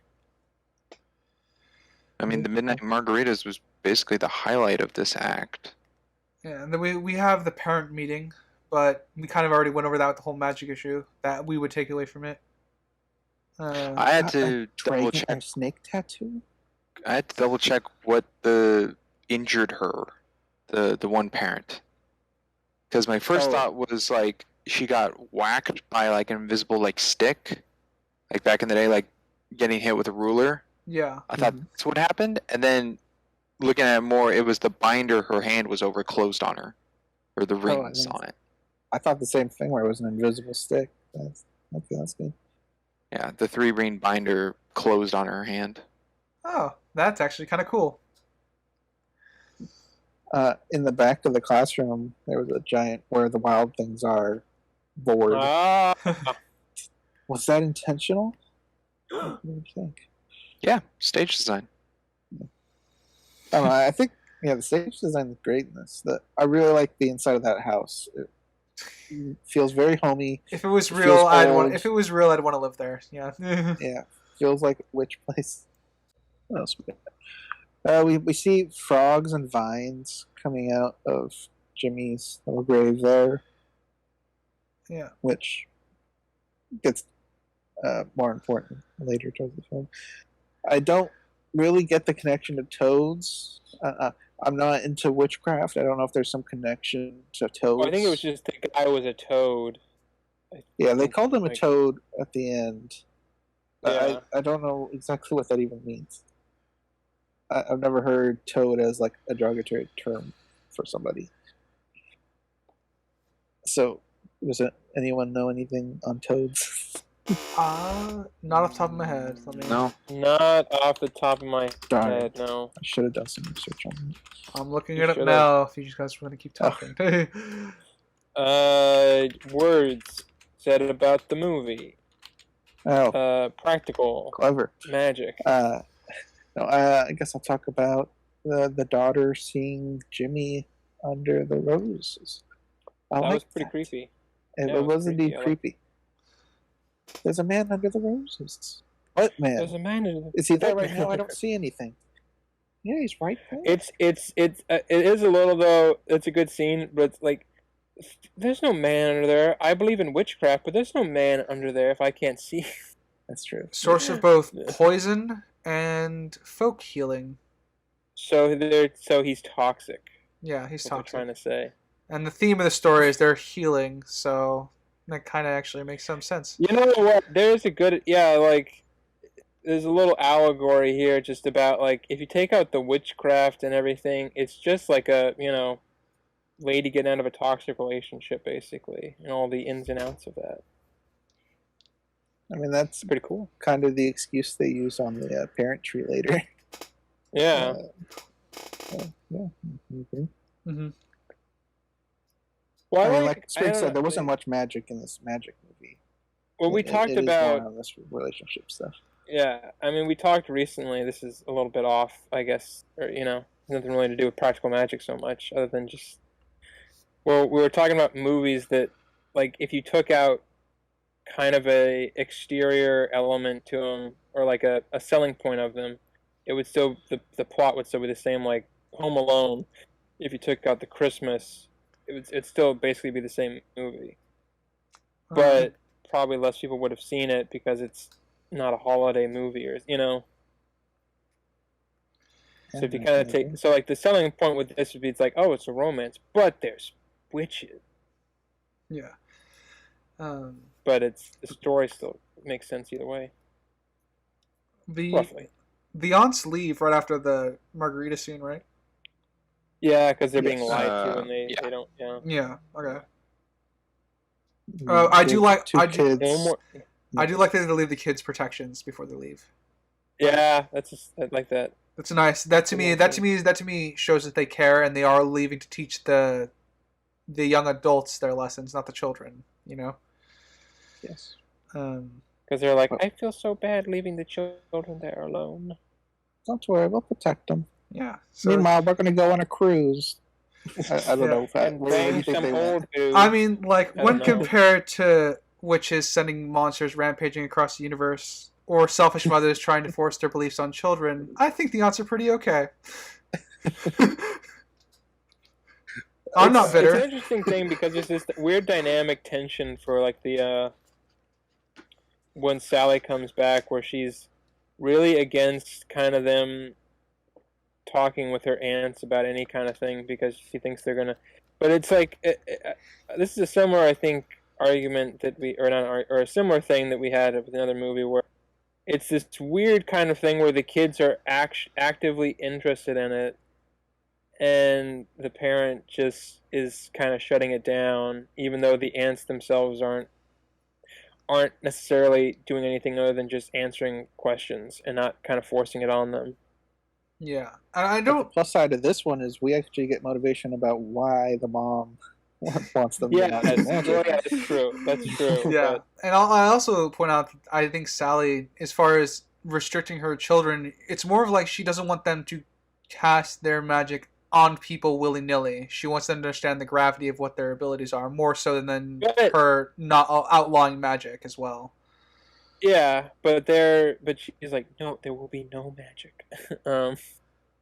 Yeah, I I- think Sally just didn't want magic. Not she wants them to control their magic. I don't see Yeah. that at all. Because she knows you can never But trust the aunts yourself ignore her after you anyways. These kids definitely have been getting top magic through them. Yeah. Chicken pox. Ugh. Anyone else got anything for this act? I do not. Let's see. Rose's bush has thorns. I like that it damages them. Like the bush actually, I took that as the bush attacking them back almost when they got hit with thorns. Hmm. Not like obviously it's not literally attacking them back, but I mean, by them fighting it, it's making it worse, I guess. yeah, a little bit. Or by, I guess, trying to fix it. And the It's boots were causing them. slinking out of the ground, and then Yeah. they sink back in. Yeah. There's some cool Very- little things in there, man. So I'm following. He's been getting out, walking about. Was that Walking little about, just the his ground boots. sinking? His boots that come out. I like His them. boots are made for walking. Yeah, and that's just what And they'll that's do. just what they'll do. One of these days, these boots are gonna What? possess you, become a figment of your imagination. Did you guys? Anyways. A little bit off topic. Did you guys? The Puss in Boots trailer has arcane animation.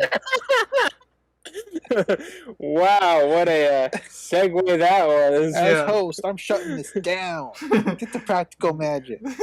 Yeah, no. So No, yeah, I didn't notice Puss that. in Yeah, Boots. it's got the new Puss in Boots movie. I think is what it is. It has arcane animation from like Netflix. What? It looks like the animation looks like it's from Arcane. It's so weird. I have to see this. Please do. I've seen the trailer. I didn't get that vibe at all. Puss in But, Boots let's see. 2022. Puss in Boots: The Last Wish coming out. Sorry, go on. Yes. What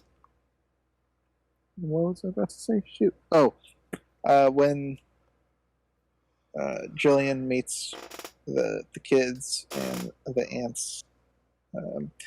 Thought that was pretty good. It was a little weird that it felt like she never met the kids before, but she said, "Oh, you guys are so tall and grown up now," which But- implies she had seen them before. Yeah, like I said, it's just been a while. Well, This goes Kinda back felt to like they were doing both.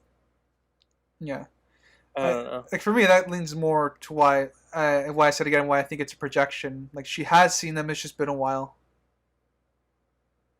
Writer, you're with the Puss in Boots thing.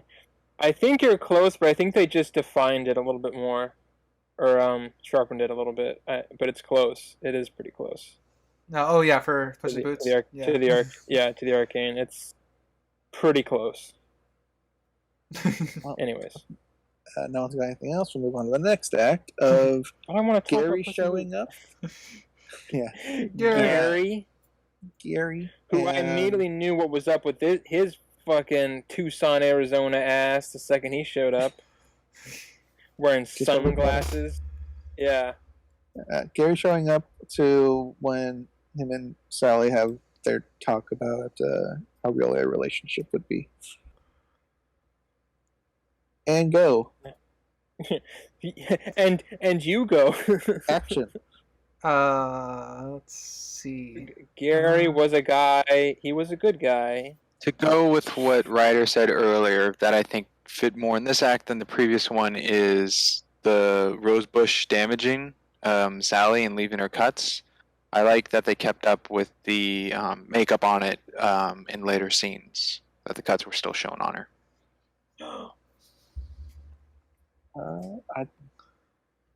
I gotta pay attention more. Which kind of I didn't helps notice that. bring back in the back when I said earlier in Act 1 of when they cut their hands. If they had magical ability to just heal a cut, I think Sally would have healed herself from that more. I don't think they heal from cuts magically. Yeah, I mean, I can only agree because we never see them do it. Yeah. The only I feel like that's something they could do do since they I can think- bring up the dead, but yeah, I don't think they need to do that over some paper cuts, I guess. there's not really much excuse for the whole when they blood packed in their hands. The excuse for this one is she is thoroughly distracted by handsome dude. But You're a run-of-the-mill, average-looking man. I guess there's one. I guess I have a question for you because I guess I've seen versions of this magic and other stuff. Is it because he is the guy from her spell that she can't lie to him, or do you think it's the badge that has power as she describes it later on? Because he introduces himself showing his badge first. Yeah. And because as she says, the symbol has power, does that power then have some hold on her? See, I viewed it as the first thing you said, where it was just her spell, but I like that it might be the badge. Yeah, like I think the badge might be a reason why, because they're in I guess I've seen this for other things, is where symbols of authority can compel witches in stories one way or another, and because as she points out to him, the badge is something he believes in, and as the star is his favorite shape, it just has more power naturally in that way. He's not necessarily magically affluent, but it's just how it just accumulates that power because of the belief in it. Do you think the Owens are actually like magically gifted, like in the blood, or they're just practitioners of magic? Because I think it's we saw like a lot of. I think it's a bit of both. Tree people were able to do magic. Yes, I think it's a bit of both.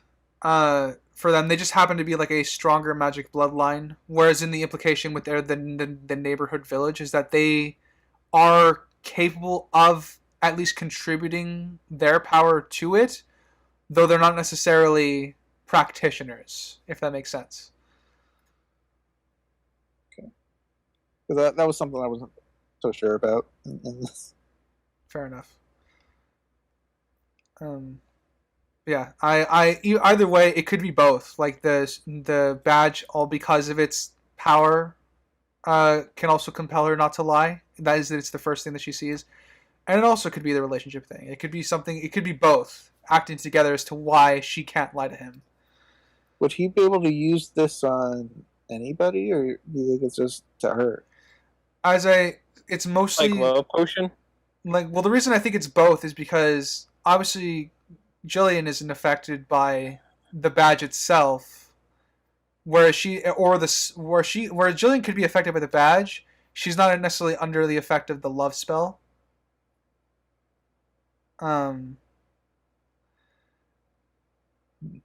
So I guess my argument is that it would work in a slight sense, but as I said, I think it's both of them working together is the reason why she can't lie. Ultimately. Interesting. Good observation as usual, Ryder. Happy to contribute. Let's see. Sasha, you got anything for this time? Me? You are Sinister, I think. Oh, sorry. No, I think you guys covered it. Oh, we just started. We got through everything already. Oh, I don't know. No, just the act. Sinister wants to cover an act 4. Well, no.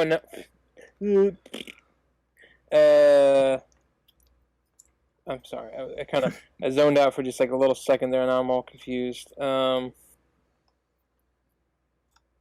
are we at? We're in the Gary showed up. Gary has shown up. Gary showed up. Okay. Yeah. Yeah, I don't really have much to talk about for at least this particular part. Not this act, just this particular bit. I was instinctively looking at his eyes, trying to figure out if he was the guy or not, but it's hard to tell. Very hard to tell. Oh yeah, you Very hard can't. to tell. I think there's only one scene where he was actually wearing contacts. Yeah. It is interesting. We don't really have a timeline here, I guess. It's interesting that you could, and we don't know where they're actually located, and so it's weird that he would have a crime happen in Arizona. Massachusetts, I believe. Okay, so that's on two different sides of yeah, I don't know how you'd have to have like a lot of I guess he does have a lot of evidence though to suggest that they are involved with the Jimmy thing in order to actually cross state lines over. Well, I mean, he's Jurisdiction. after He Jimmy said- specifically because of Yeah. Well, I know, he but said I'm he just went saying, here like- because of the letter specifically. Yes. So I guess the love potion, or no, love spell, Love pretty much brought potion. him here. Yes, the love spell Yeah. pretty much brought him here, not the Jimmy investigation. That's just kind of an excuse I that know, winds yeah, up, I yeah. guess. Okay, all right.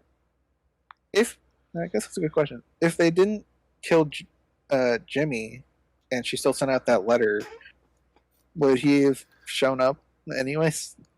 There would have been a different reason. I think there would have been. I don't know. The reason I think that he is like on the trail of Jimmy, just on the trail of Jimmy, he happened to find the letter, and that's why he's here because it just happens to be a lead in this case. I don't know what else would have brought him here. Because So that to do me you is think- that to me was less coincidence and more like things working together. Whereas if something else brought him here, it would just be far more coincidental. I mean, they could write it off as magic, but that would have been far more lazy. Yeah. So they justify him Do you being think- here via the case and the letter. Do you think that her casting that spell as a little girl caused her to murder somebody?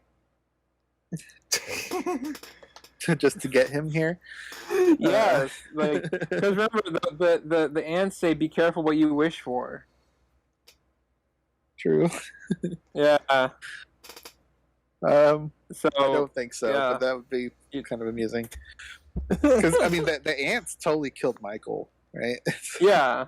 Essentially, If they didn't interfere, Michael would totally still be alive selling apples. we didn't think we were gonna fall in love with him.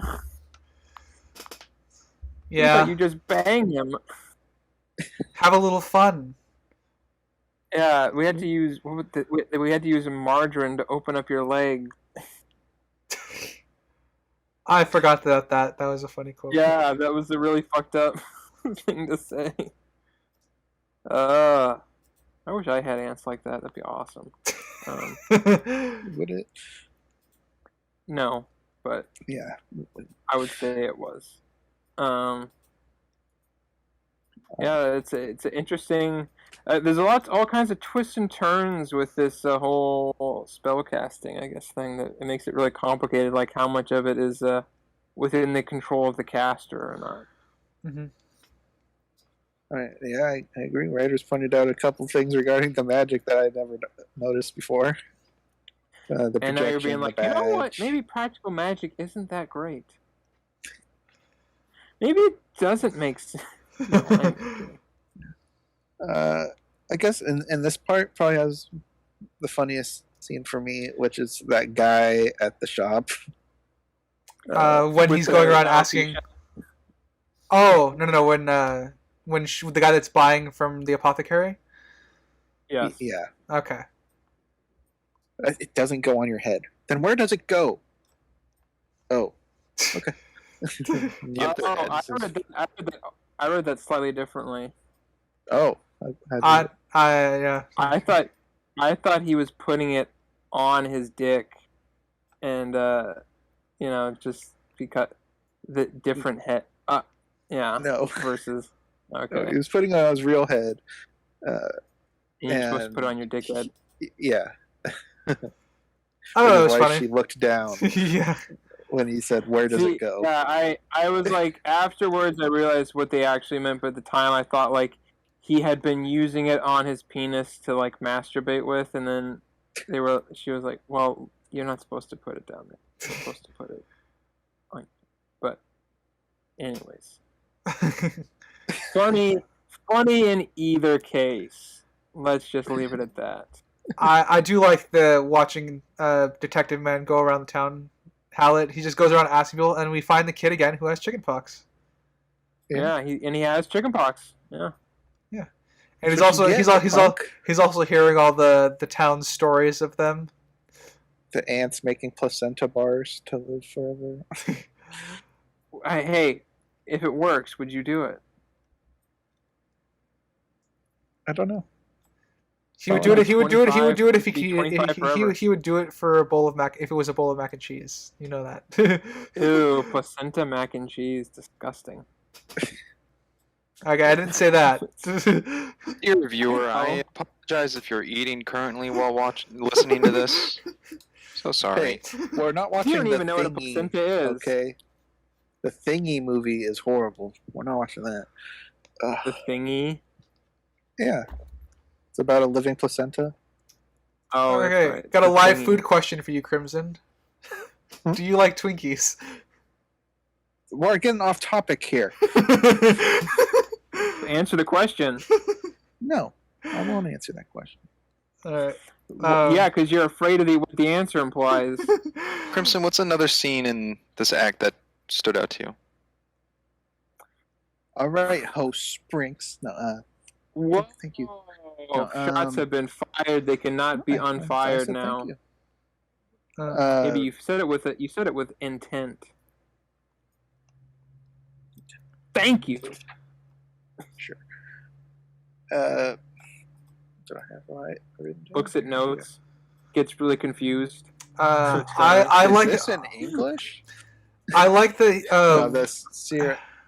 Oh, you're sorry, go on. I mean, I was gonna fill the gap since you were going through notes. So if you found your thing, go. I like the syrup part where they're making the syrup, and they came across Sally's journal or diary or whatever it is. Mm-hmm. No, her daughter just has it. She stole it like a little thief. Yeah. I don't know where she got it, but she has it here. And I like how the kids are really into it. Yeah, because they know their mom doesn't like to be upfront with her magic, but they know that she is capable of it, so they're just happy to find out that the younger version of her, I guess, was more like them. And Jillian sees similarities between her and the redhead daughter. Yeah. I wonder why. It's just because they're redheads, you know. Yeah, they're redheads. Fucking redheads. Writer, I know Going you like extinct, this unfortunately. scene in particular, so if you want to cover more of it. I do like this scene a lot. Like I said, you can see, especially because the little girl says essentially the same thing she did, is like, I can't wait to fall in love. You can see all the regret in Nicole Kidman's face. Yeah. Like, she does a great job acting. Like, it's very brief, but you can see the realization of it about to, all happen again. So she tries to shortcut it and explain to her what falling in love is like. And I do think it's a very powerful scene. It's very, very small, but very, very character driven. And she's helping, to teach a lesson here to avoid what she was doing for a good portion of her life. So a decade. Yeah. And I like when she finishes giving her quote about love. It's like you can't tell that you're about to fall down sometimes because of how strong it is. And I like the kid's response is, "Don't be sad, Aunt Jillian. I won't let you fall down." That sort of thing. Aww. It was very cute. And it was very, very child thing to say, and I think it really helps the scene. While it is cliche, it's something that a child would say.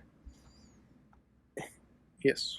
Most things the child will say are cliche inherently, so it fits. Yeah, like I said, they have much more innocent view of the world, so I think it's very, very sweet. Do you have a gun? Yeah. Can I hold it? Yeah. No. No. That's the first question you ask any police officer, though. So kids are very blunt in that way. It's amusing. So, although I had a teacher who this was awful. I had a teacher in high school who he was in the military, in Afghanistan or whatever, and one of the kids asked him if he killed anybody, Ah. and he was like, "I'm not going to answer that question." That's something you don't ask. Yeah, I was like, "Oh, that's really bad." I would bring up a question regarding Yeah. the toad. The Do you toad. think that was just pure coincidence, or was that Jimmy taunting Gary? I think it was Jimmy. I would much rather see it say it's Jimmy, because if it's coincidence, it's probably a bit of a problem. I would rather say it's there's enough to grasp that it's probably Jimmy at this point, because the toad was hanging around the grave already. Ribbit. When is he gonna start singing that frickin' Looney Tunes song? The "Hello my baby, hello my honey." It's going to be the sequel. Yeah, the sequel. Yeah. What's his name? I can't remember. I also like that the kids start No. ticking off the boxes from the journal once they realize that he can flip pancakes. Yeah, they're like, he can flip pancakes. He's I got like a how star. she's not noticing. The mom, the Sally's not noticing all the. Yeah, well, I mean, she's a bit busy at the time, so. Yeah, she's getting accused for murder. You're right. Yeah, forgot about that I part think of the story. I think she's a little focused on that. Yeah, and Did you kill Jimmy Angelov? Oh yeah, a couple times. Can't lie. it's I think damn good lawyer. Yeah. I found that line very funny, just because it was like she can't lie to him, so she told him the truth, but the truth sounds so absurd that he's like blinks and he can't take it seriously. Well, that's the Breaking Bad freaking thing of like, if you just like show, because of how absurd the truth is, you know, it makes it unbelievable, so you can just say it and get away with it, essentially. Mm-hmm. Oh yeah, a high school chemistry teacher is cooking meth and is a millionaire drug pusher. Yeah, right. And I am Jackie Robinson. Yeah, and he didn't really think to move to Canada just to get their healthcare system. When will we learn? Anyways, but Springs, yeah. do you have anything else on this actor? I think Gary got to the house to help. Because Sally left to go. Sally left to go. Sorry. I'm sorry. Go on. Sally left to go home because of her sense of what was happening with Nicole. And she was, I guess, I don't know where the halfway point she kind of was. There was a scene of just her on a gravel path heading to the home. And then it goes back to Gary kind of at the end of his bed. And then Sally at the front of the house going in to see her daughters to go up to Nicole. And then Gary turns around is there. So knowing that Gary doesn't have any magical abilities and wasn't blessed or anything, I think it's almost impossible that he got there that fast.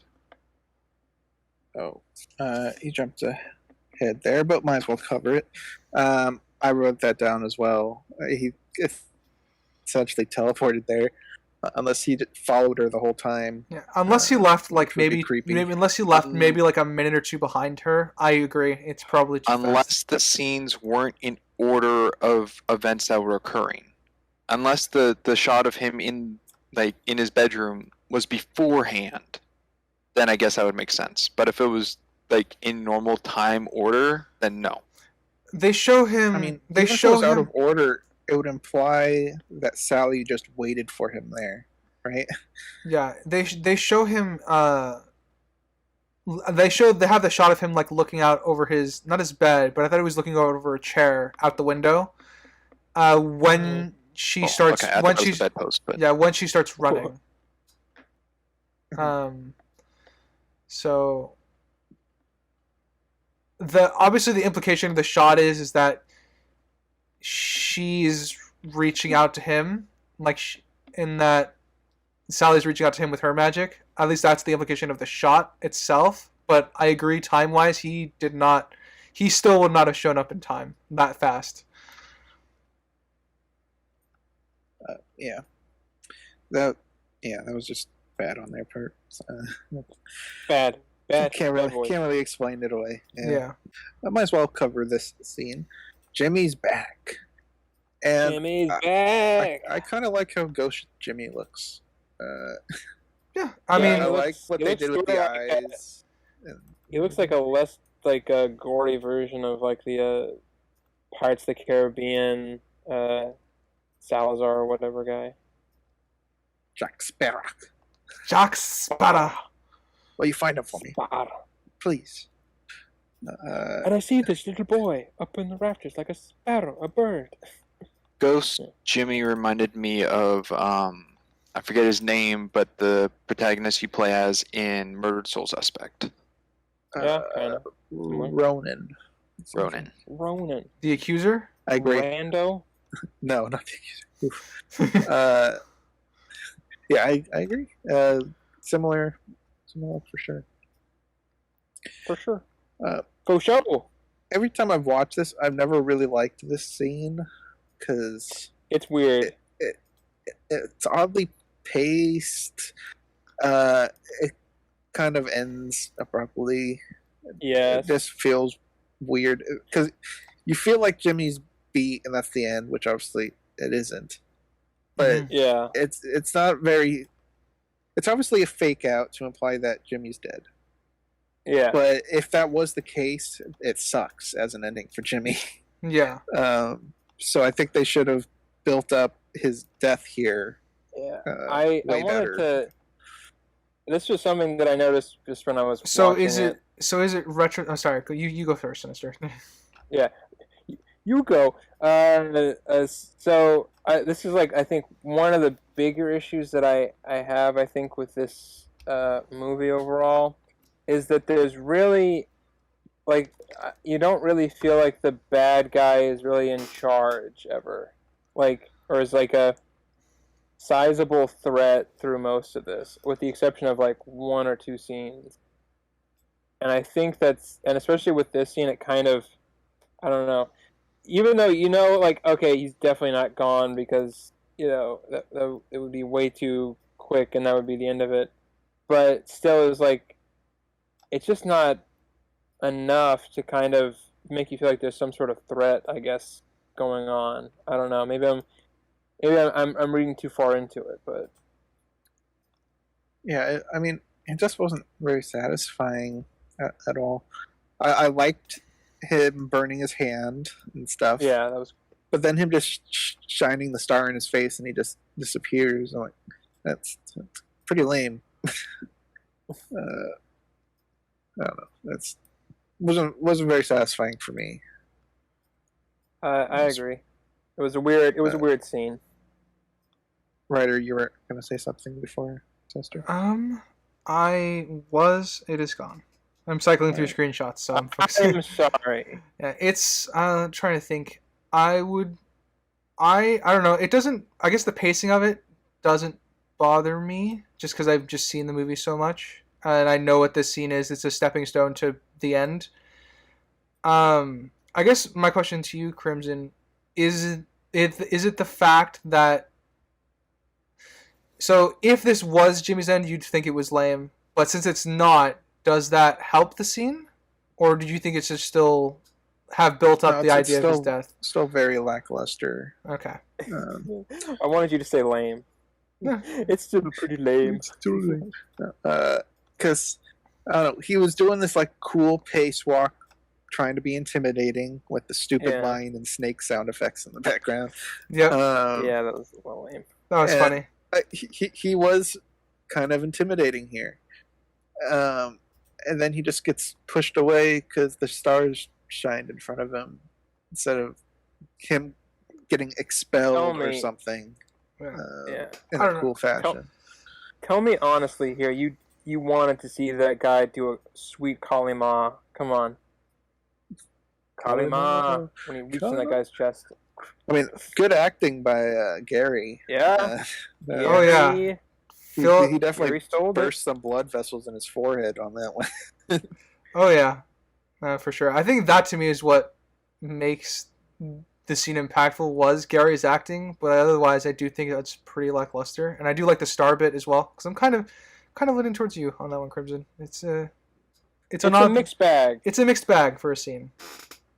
Yeah, it's got a lot if you're on of the good stuff in there. I'm on the dislike to mix it. Whoa. You're right. Whoa. At least for the scene, it didn't make sense to me during this Kalima bit that it took Jimmy that long to touch the star.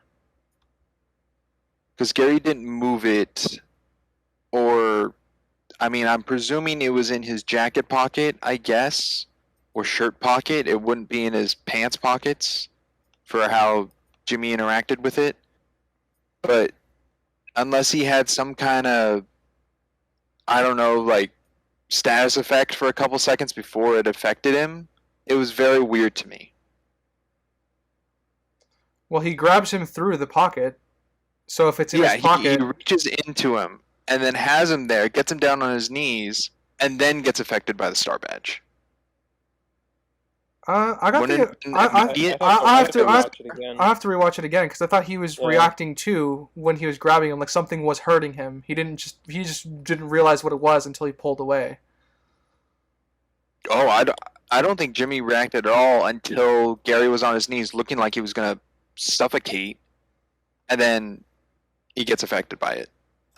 I agree I have to with watch it Sprinks here, because you would think the moment that Jimmy touches the star, he'd be like, "Oh, my hand," but that's not the case. He holds his hand in there for quite a while, and there's also a bit. In fact, it becomes kind of creepy. It becomes kind of sexual, actually. So what do you? Well, there's also a bit where I think I could be wrong, where Gary's face starts to get a little gray, like the life skin flushed out of him. But then once the star kicks in and Jimmy actually reacts, then he gets his color back. So I guess, something activated in the star, like him dying, not the actual act of the star being present all along, I suppose. Well, because he has to remember it's the symbol. He has to believe in the symbol. Yeah, but he wasn't dying there believing in the star. I know. I think that's what makes him. I think the belief in the symbol is what makes him disappear.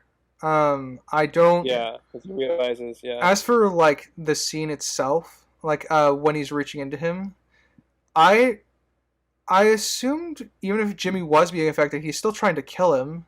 So I assumed he would still hold it, even if it was hurting him then, because he's trying to kill him. Yank his hand out and then try somewhere else. He could. Well, but his heart's over Use there. his other hand. I don't know how ghosts in this universe work because they don't give me any world building for that. He could have put his hand through his throat. So in this regards, I agree with Sprinks. Well, he's reaching for the heart. There's definitely some. Well, that's where the badge is because he's trying to crush the heart. I assume that's where he's reaching anyway. Oh yeah, that's definitely what he's going for. That's what I'm thinking. Gary has his badge in his shirt pocket, or I guess even jacket, because when Jimmy reaches it, it's his shirt that he's touching. So I'm thinking if he got him on his knees and the jacket folded, maybe for the badge to hit Jimmy, I guess that could have worked, but none of that was shown at all. I think you guys are reaching. Bum. Yeah, it is a problem. But it's a you problem more than a me problem. It's odd. No, I grant that it's odd. I think has a lot of issues. Yeah, I grant that it's odd. Like I said, I still like the scene in concept, but yeah, I'll agree that that's an odd part of it. I think the problem is they're just doing the too much stuff is clashing together into one scene is part of the problem. Too much stuff Cats is and happening. dogs, None of it is Gary and explained. Jimmy, mass hysteria. See, anything else we want to cover? I guess they're at the end here where they're talking about what their relationship could be. Get out. Yeah. I like it where So it brings up you don't know if what you're feeling is real or if I just don't want to go to prison, and I wouldn't know if it's real because it could just be the spell. I like it. It might be a little obvious writing, I suppose, where they're just saying literally everything. But At least if you're delivering that in a natural way, like they are, it's perfectly fine to state what the characters are thinking. So I mean, they're I think at this point at least that scene as well. I do like that they're, I guess, talking about their feelings, I guess, because they don't know, or like it would in yeah. I don't really have much more commentary to add. Sorry. That's good. Curses only have power when you believe in them, and I don't. That's why. You know what? That makes a lot of sense, though. Yeah, especially with the believing in symbols and stuff. I think it fits. It's that connection. Well, yeah. Well, when you believe in things that you don't understand, you suffer. Is that true? Yeah. Everybody who has a religion is suffering because they believe in that religion. No, they're it's suffering and they don't know it. superstitions and stuff. Yeah. Yeah. I mean, okay, it's not to. This is a whole other thing, and I'm not saying it's at all like this, but kind of like it's sort of like some forms of like OCD, right? Where you get obsessed about like having to flick a light switch like 15 times, or somebody's gonna die, or something like that. So Like in your head that's not true, like that's not what's gonna happen, but you have to go through with it because what if? So like the whole idea. Sorry. Yeah. Go on. You finish. So I was just saying, like the whole idea is like all of the Owens men, in some way or some form, believed in this curse. Were there, so therefore, they were all subject to the same fate in one way or another, because, or all the Owens women believed in the curse, so therefore all the, men were doomed to have something happen to them, regardless of whether there was a curse or not. I looking over my notes for that scene, I actually think the line about curses only have power when you believe in them, and I don't. I actually do feel that line was a little out of place. I thought everything else leading up to that point was fine because they're talking about their relationship, but it did come out of nowhere. It comes out of nowhere in context to their conversation. If they brought up the curse of Owen's women in their conversation about their relationship, and as another reason or facet as to why they couldn't be together, I feel like that line of dialogue would have had more impact. But otherwise, right now in isolation, it just felt a little out of place when compared to the rest of the conversation. Yeah, it does kind of get lost. But overall, that whole scene is pretty good. Yeah. And then, you know what? I wish for you too. I'm like, good line. Still undermined by the previous one. I'll go my way, you go yours. Somehow meet in the middle. I guess the last thing I have to say for this act is... what I acting? guess, yeah, the confession scene, I suppose. The confession. The confession. Confess! What evidence did you get from my letter? We're not talking about that. We're talking about Jimmy. I read it like 3 or 4 times. Yeah. Later says 1,000. Read it 1,000 times. Creepazoid. Couldn't get it out of my mind. Pretty soon I had to. I just shrugged at it. I thought the confession scene was okay. I felt there are things about it could be stronger, but it also could have been much worse. It felt very, very down the road, middle of the road for me as far as confession scenes go. Middle of the road. Yeah, very meh. Yeah. I did feel bad for Gary when she left him. And he's like, I was born with it. He's like, he thinks this is the reason why, part of the reason why she left, and I'm like, he must have gotten bullied as a kid for it. Yeah, yeah. I was born with it.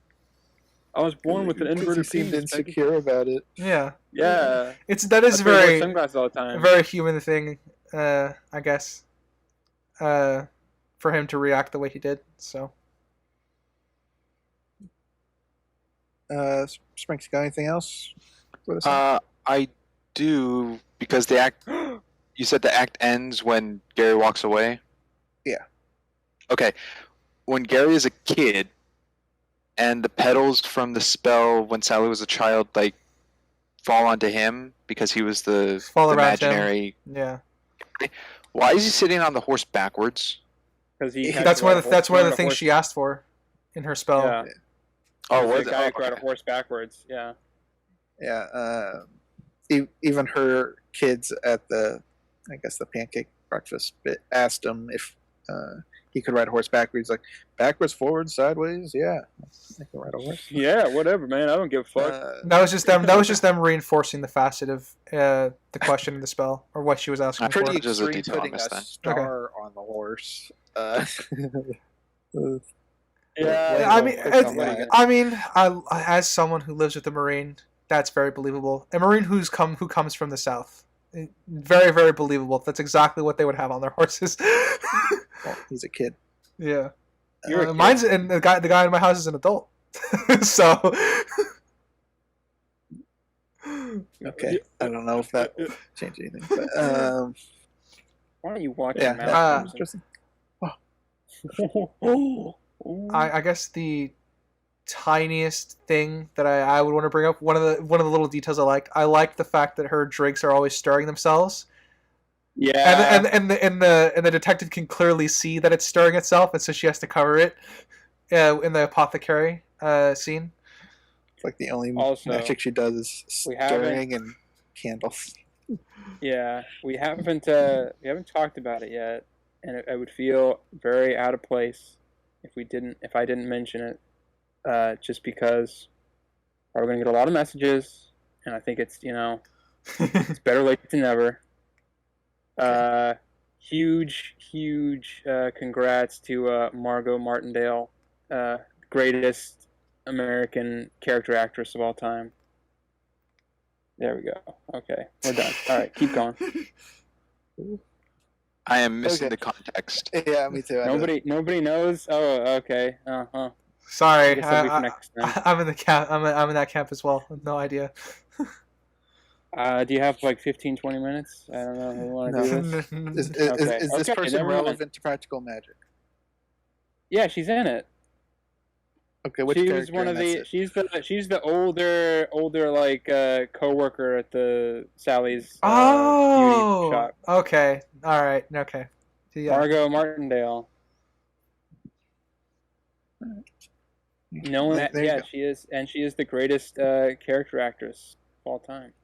She does convey a lot of character for having so little screen time in this film. So I think you're right on that There one. you go. All right. Sinister, you got anything else? Nobody will before ever we know. move on to the next act?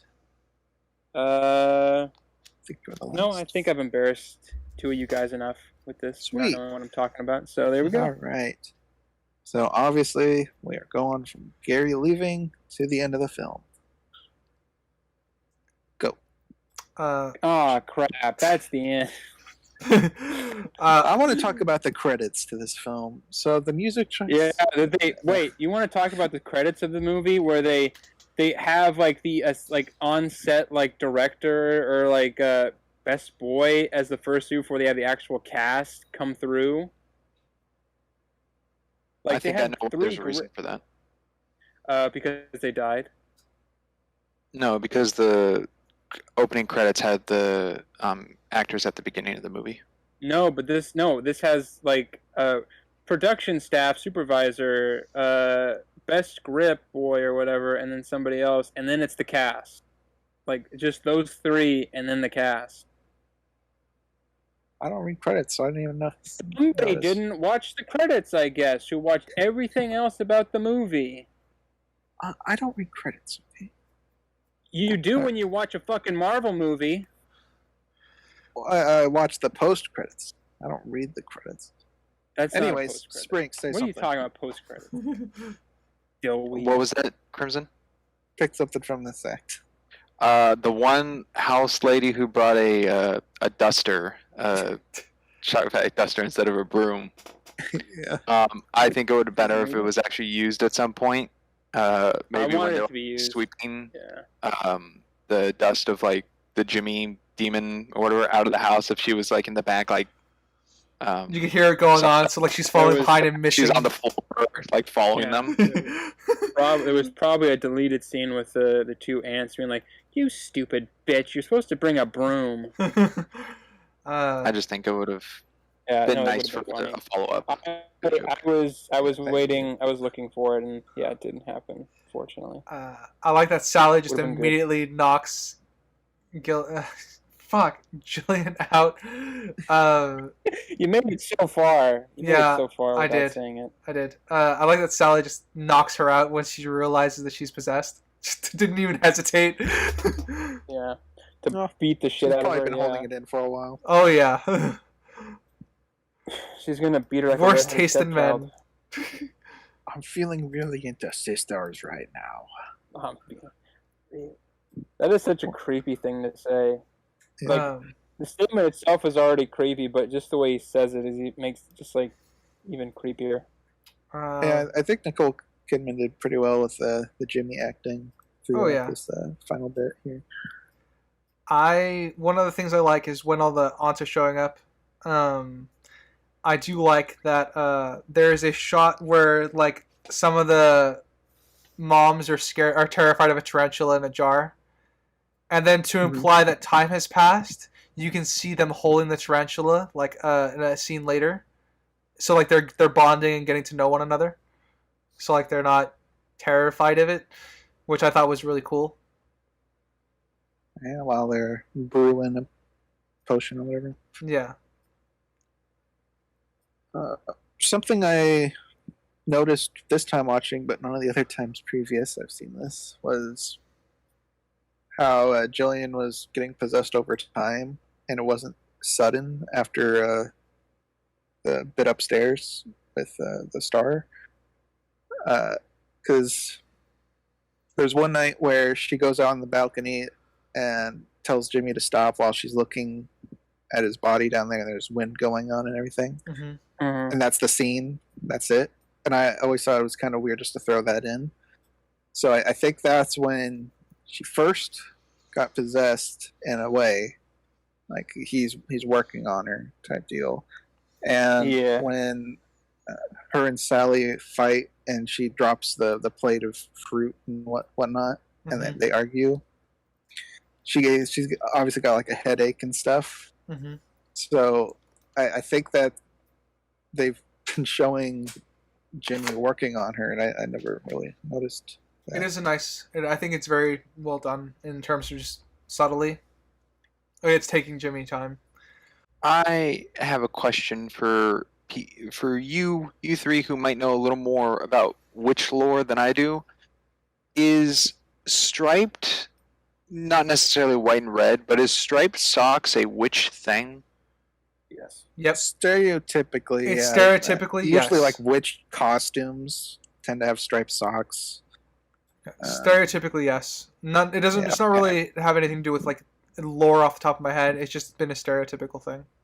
Okay, because when they jumped off the roof and shown that they had the striped socks, the first thing to me was it was a referencing Wizard of Oz with the Wicked Witch of the East, but I don't think that was a reference at all for this film, which I was just curious then if it was just a witch thing. Yeah, I've seen a lot of witch outfits with just striped socks. So. Yeah. Okay. Yeah, I think it's just synonymous with witches, just like the witch hat, stuff like that. But it could be. Is it the same colors for the stripes? Yeah, it's red and white in this movie as well as Wizard of Oz, but Yeah, it's a stretch, but that's possible. Which and which? So we get to see all the parent tree people actually performing magic with this circle of rooms. And Classic. they seem to not know what they're supposed to be doing. Yep, I found that as a problem. Yeah, it's kind of like the Spider-Man 3 with Strange, not figuring out everything before casting the spell. Yeah. Kind of same situation, that they obviously weren't told the chant they needed to do or anything beforehand. Yeah. Which they totally could have done while they were making the potion. Mm-hmm. They didn't want to freak him out though. Well, they want this to go right. I mean, they're already there committed with brooms, so I assume they know that they're here to help with some witchcraft thing. So I did write that down as a problem as well, as the fact that they didn't know at least the chance before going in. I feel like that's something that the aunts would have told them. Yeah, and I do like that Sarah, Sally's neighborhood bully, came over and said she always wanted to see inside the house and stuff. That's pretty realistic. I think. I feel like most people would want to know that. Yeah, I mean it's the witch. It's your town's witches. What do you? Why wouldn't you want to see into their house? Yeah, it's the people you've been bullying your whole life. Of course, you'd want to see their living conditions. And anything stand out for you, Sinister? For this thing, I mean, I think with the exception of just, I guess, getting a bunch of just regular housewives and stuff to come and do a basically like a exorcism. I think this was pretty, I think, witch ritual realistic in a way. Didn't have many problems with it other than, yeah, just like that part of it. Just a lack of kind of information for the people that probably wouldn't know most of the stuff. But I thought it was decent. Something I caught a continuity. Oh, no, sorry, you first. Oh, yeah. I caught a continuity. A continuity error where when Jillian/Jimmy runs at the wall and gets blasted back onto the floor. Yeah. When they cut to her falling on the floor, the brooms are all on the floor when previously everyone was holding them. Oh my god! Did they not? They might have. It's a huge issue. Yeah, maybe. No, with the way it's cut, it was like okay. Snap immediate. So like they didn't. So it's not that they didn't drop them; they were just there. They just appeared there. Okay. Snap. I'm gonna compliment the characters of the aunts when Gillian is fucking goddamn it. Jillian is begging to die. You can see the look on the aunts' faces, like they're appropriately sad and distraught. It was a very small thing. I actually really like it though because they essentially erased the two of them. Small thing I liked. Yeah. Good. Sorry, someone else says something. Somebody else say something. Come on, my brains. I felt like she gave up pretty quickly. Like, I don't know. I don't know how. Granted, I don't know how severe the pain, I guess, with dealing with the exorcism is, but I thought she went from being possessed to just like being like, just kill me. He just wants me. Everybody else, just stop. Just kill me. Yeah, I assumed she's been in pain since the previous scene where Jimmy came out of her as a ghost. Yeah. So he came out of her. She gave birth to his spirit. I mean, yeah, but I felt like if because I'm sure she's at least somewhat familiar enough with how this works, so that she would be, I guess. I know, it's like, oh, well, you don't know until you're actually in it or whatever. But I thought that she would have enough information to be like, okay, well, it's gonna be over soon, and I won't have to die. I don't have to die just to save other people, I guess. But I don't know. It was kind of, I guess, and then I don't really know what happened with Sally. I don't know what her kind of deal was there with how I guess she was like taking on half of the spirit or something. I don't know. It was a little confusing what her plan was there with helping out her sister. I'm not sure. Did anybody have anything? Talking point here. I said I was like I wasn't really sure what Sally's whole plan was to help her sister there. I couldn't really figure out. I assumed it was. Oh, with the blood. Yeah, I assumed it was blood pact related. Like, obviously they're trying to evoke the same image from the beginning of the film, but I don't really have anything to go off of other than that. Yes, I had the same issue, Sinister, where I tried to figure out why that would solve the problem, and seemingly end the curse because Maria or whatever her name was popped up for a second, kind of acting like the curse broke. So they explicitly say that the curse is broken in the narration. That's right. Yeah. At the end, yeah. Well, they were like, we're not sure if we broke the curse or we just decided we didn't want to believe in it anymore or something. I don't know. I mean, they say they don't know what broke the curse, but they know that it's broken. The only thing I could think was the symbol behind the scars, right? The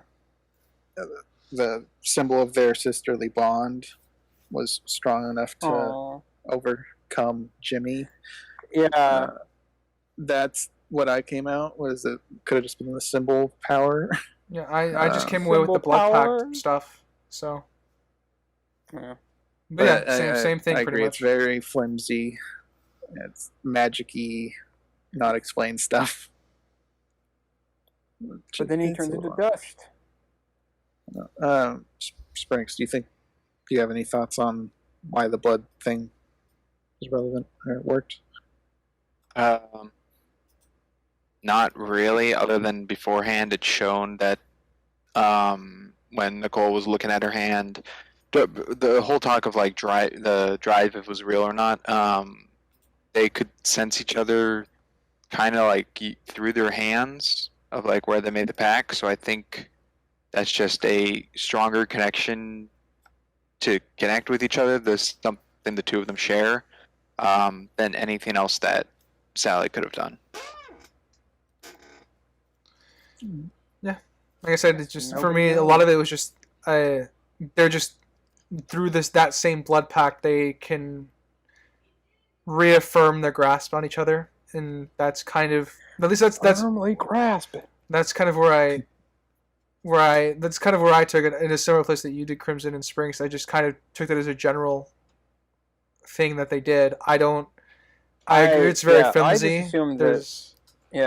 I just assumed that it was like, oh, they have a connection, so then they're going to be both sharing the load of it in some way, so to actually can like finish it. I don't, like I said, I don't think it was super needed to be explained, but it was something where I was like, I really don't know what the goal was for it. So seeing as this ritual is like the climax of the film, I do think there needed to be a little more groundwork laid as to how the ritual would work.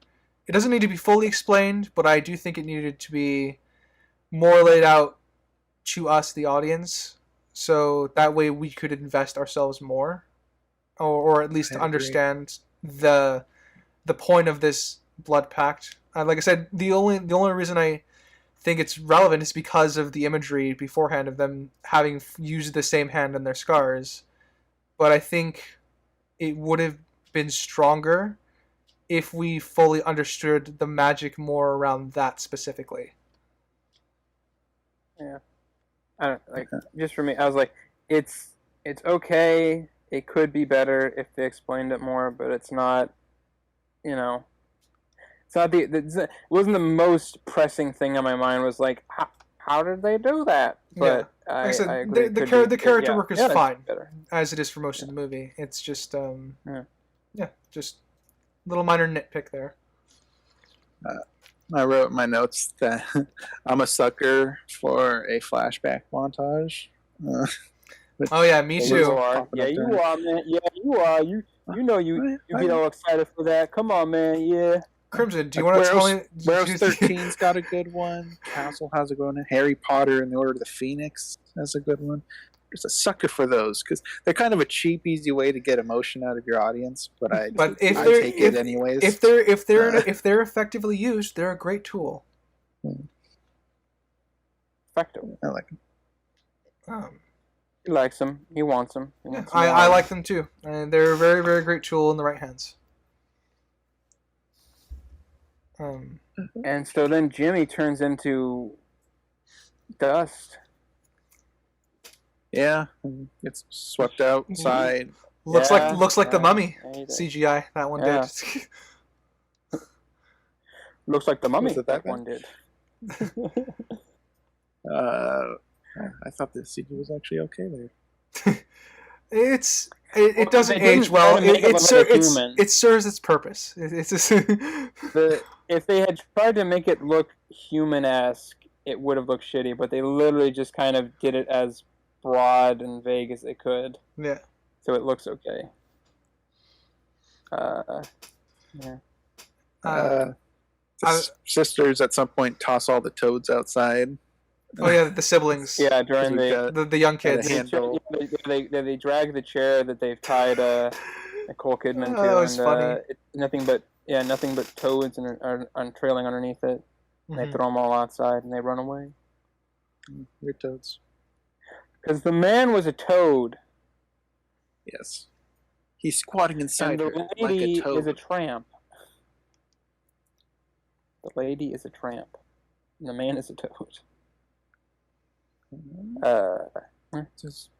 So they put they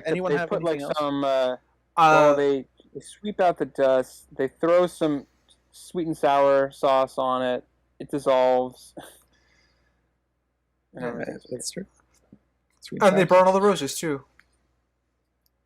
Yeah, burn the roses. Burn the roses. I mean, I guess my only comment is I really like the last scene because Halloween. I'm a sucker.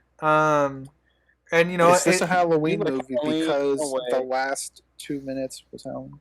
If that. Yes. It's a Halloween movie in the same way that Die Hard's a Christmas movie. So. Oh, so it's not a Halloween movie. Not Halloween. Yeah, Die Hard is not a Christmas movie. So. Sprinks, you and I usually oppose these viewpoints. Is this a Halloween movie because of that ending bit? I'm gonna say no, but it's a movie you can watch during Halloween.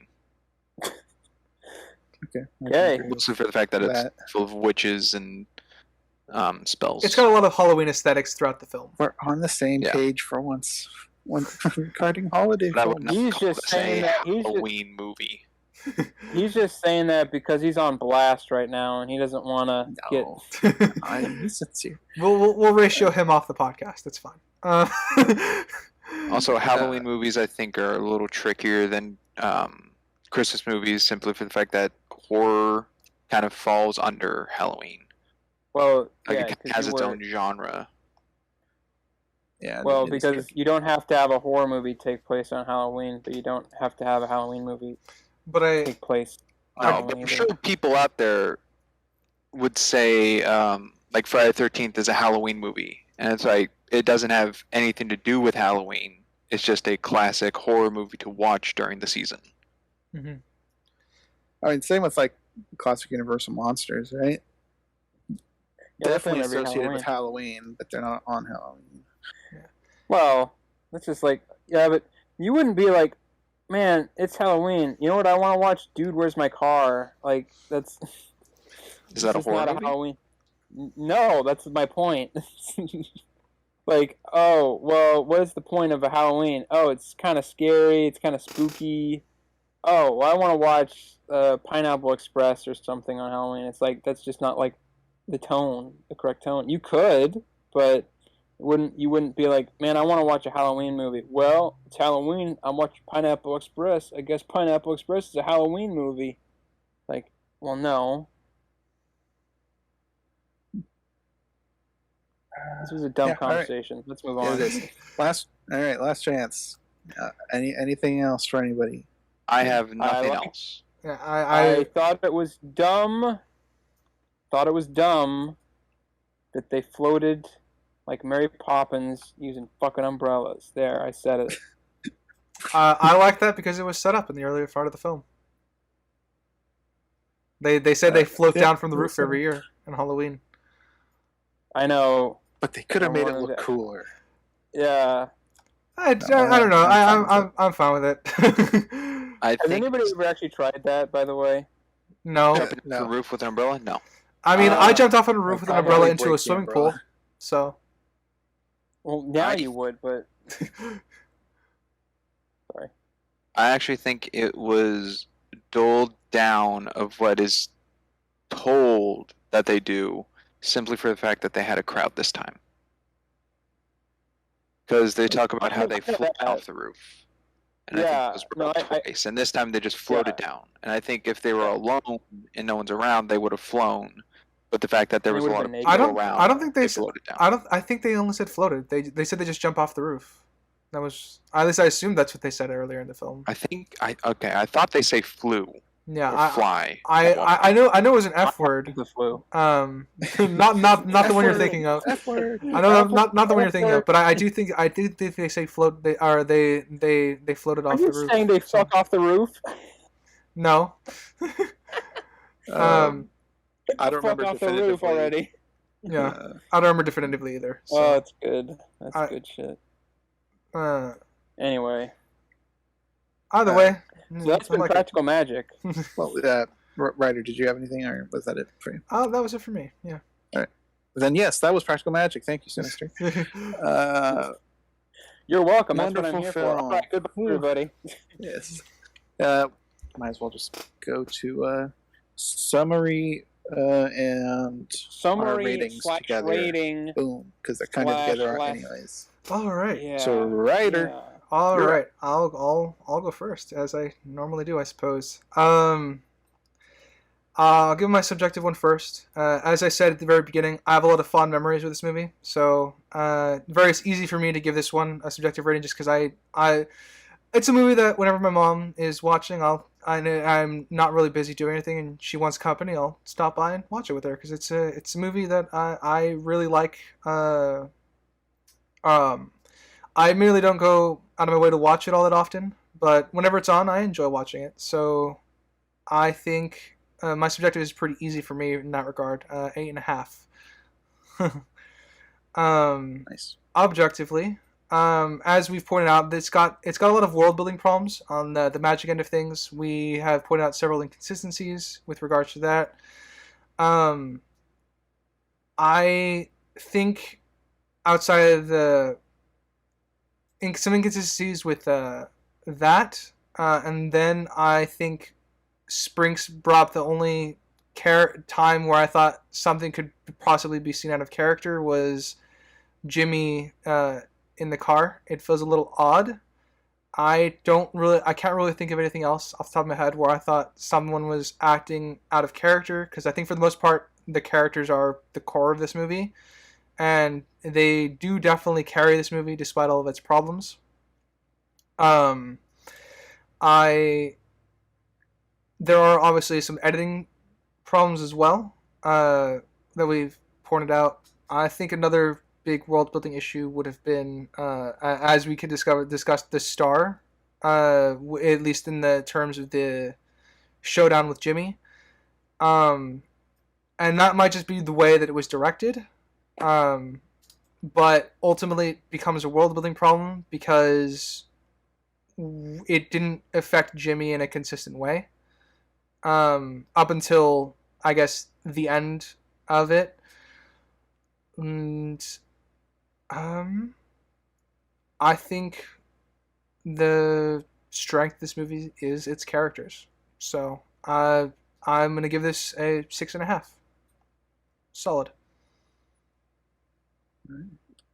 Hi, I'm up next, and I will also go subjective first. Obviously, I'm quite biased since it is also a childhood film. I haven't seen this maybe 3 or 4 years, but it's still quite enjoyable. Definitely something I would watch again, obviously, having seen it almost 10 times, probably. So, solid 8 for me. Pretty enjoyable. For my objective, my biggest issue when it comes to the writing of this is how they wrote the climaxes, because there's kind of two. There's the one with both appearances of Jimmy at the end, where I feel like they were both pretty weak, and it's not very impactful like they should be. I agree that all the characters are pretty much in character throughout, and I like that they're both flawed in their own ways. Obviously, Jillian is pretty out there, selfish to a degree, but she kind of learns off the kids a little bit, which is kind of nice. And the family dynamic with the aunts are good. And I like the little bit when the aunts show up and say they showed up a little too late and they're getting a little rusty, which is kind of amusing. So I think, and the editing is pretty safe. There's not, and the camera is pretty safe. They don't really do too much in those regards to anything that creative with camera work.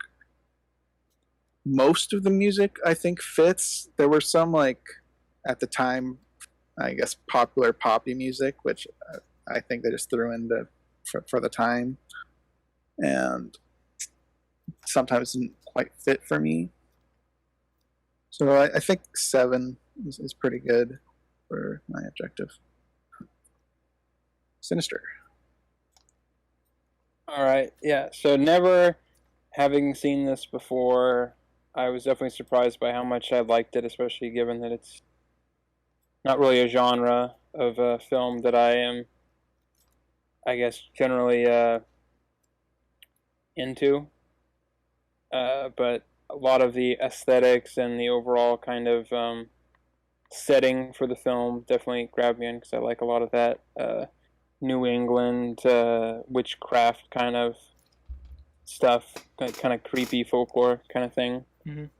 And I think I definitely wish this movie had kind of gone maybe a little bit creepier, but honestly, I think the tone, with that kind of this romance sort of movie, and I think the overall story they're going for, I'm not really super surprised that it's not that dark or not that, kind of creepy in tone. And yeah, I think with the couple of, I guess, the little plot holes or things that we've kind of pointed out, it's fairly, I think, good most of the way through. The last third is kind of a mixed bag, because I think they kind of weren't really sure what how far they wanted to kind of go with it, but even with that, I mean, I genuinely liked watching this, all the way through. It was probably only like 3 or 4 times that I kind of got taken out, because I started thinking about or trying to figure out what was going on. So I feel comfortable giving this, I think, overall a 7. All right, and Sprinks. All right. What to start with? I'll start with objective. I will say at the beginning, when we saw, I mean, just I guess a refresher, I've only seen this movie once, and very little history on it. So to begin with, what I wrote down for my objective was an 8, but it has changed. I think something I wish more for was Alan Silvestri's score, which was in the movie. I wish it was a little more, rather than, as Crimson, you said, they had kind of that newer, at the time, that newer music they put in other than score to go with scenes. And I think that's just kind of a 90s feel that they did in movies. So it wasn't jarring, but I just wish there was more of the score than soundtrack in this film. I think my biggest, well, no, that would go in subjective. I think the costuming was fine. The outfits that the ants wore, opposed to everyone else, I think really fit their characters of what they wore, which as kind of like older witches, and I like that. It was a lot of natural lighting. The only thing that was artificial was mostly the magic during the what's it called? Ritual. Yeah, I guess the ritual. Sure, when you're getting a demon out of something. I forget what that's called. Exorcism. Exorcism. Thank you. That's the word. when they were doing the exorcism, the lighting flashes in that was very artificial. But I think the relationships between all the characters fit well. Yeah. But the magic story of it, the magic side of it, I think really knocked it down a peg because it wasn't so much. I think it is smart of them to not show as much for the audience to go, "Whoa, you've done this before. You can do this again," or that kind of feel to it. So I think without showing much detail helped, but it's also not showing enough detail of what is possible that they can and cannot do, especially with the power of bringing people back from the dead. That both aunts pretty much said, yeah, that is a possibility to happen. It's going to be different, but just with that much power, I think there's so many things they could do in this world that just are not explained or thrown away, and which we touched on some things that just don't really make sense. I mean, one of the things that doesn't really make sense to me is the immortal cat. I don't know if that's the same cat when they were kids. I don't know if it's a different black cat that keeps popping up. It's throughout the whole movie. I don't know. It was and a kitten when they were a kid, and I don't know. It could be like a 20-year-old cat, right? That would be on the higher end. Cats can live to be 20 years old. Yeah. Yeah, it can be an old cat. I'd be okay with that. That's not too much of an issue, I guess. I just thought the cat was all over the place to me, and it other than the scene where it was a kitten, to me it looked like it was the same age throughout, which kind of makes sense. I mean, they didn't get 3 different cats for one role of a cat. Writing was fine. What was being talked about and everything. So yeah, but overall, I'm gonna give it a 7 for objective. So it was fine. It was good.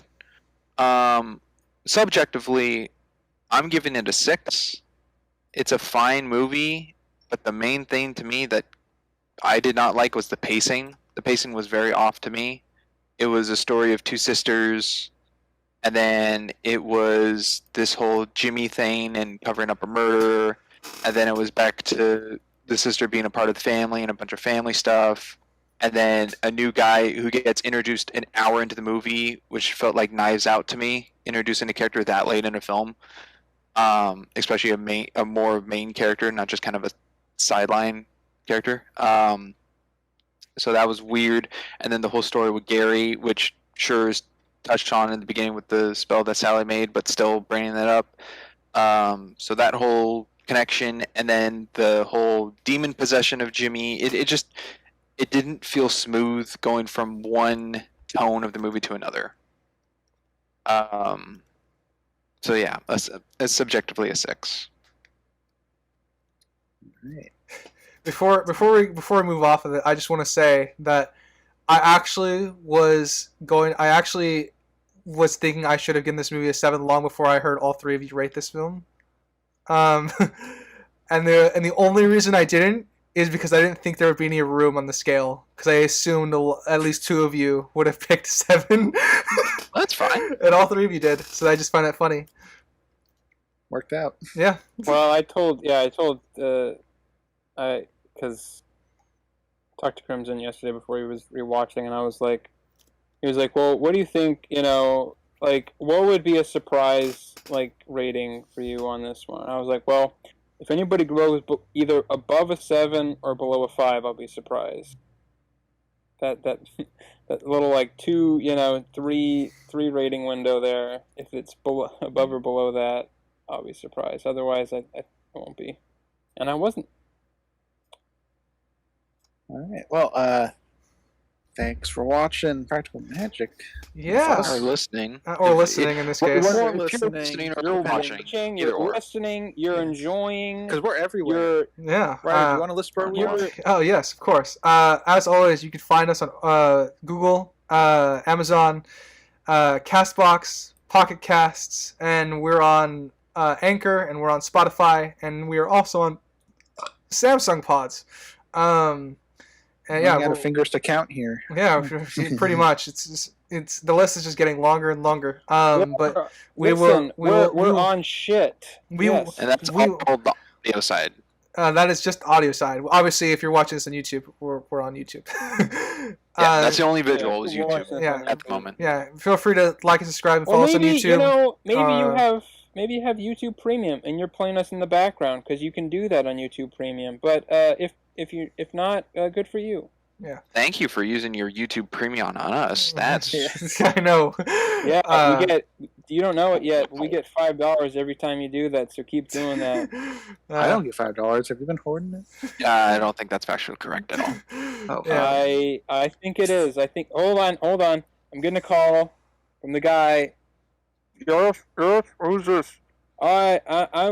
You give us $5 every time somebody on YouTube Premium watches this, right? No, we don't. Okay, you were supposed to lie for me. Thank you. Sinister, that was a really funny bit. Manager came to Nice shut him job. down. Well done. But yeah, as always, thanks for listening, and we will catch you next time. As always, I've been a geeky writer. I'm Cribs Maroon. I'm a character called Sinister Boy. And I'm Sprinks. And we'll see you next time. Later, everybody. Toodaloo.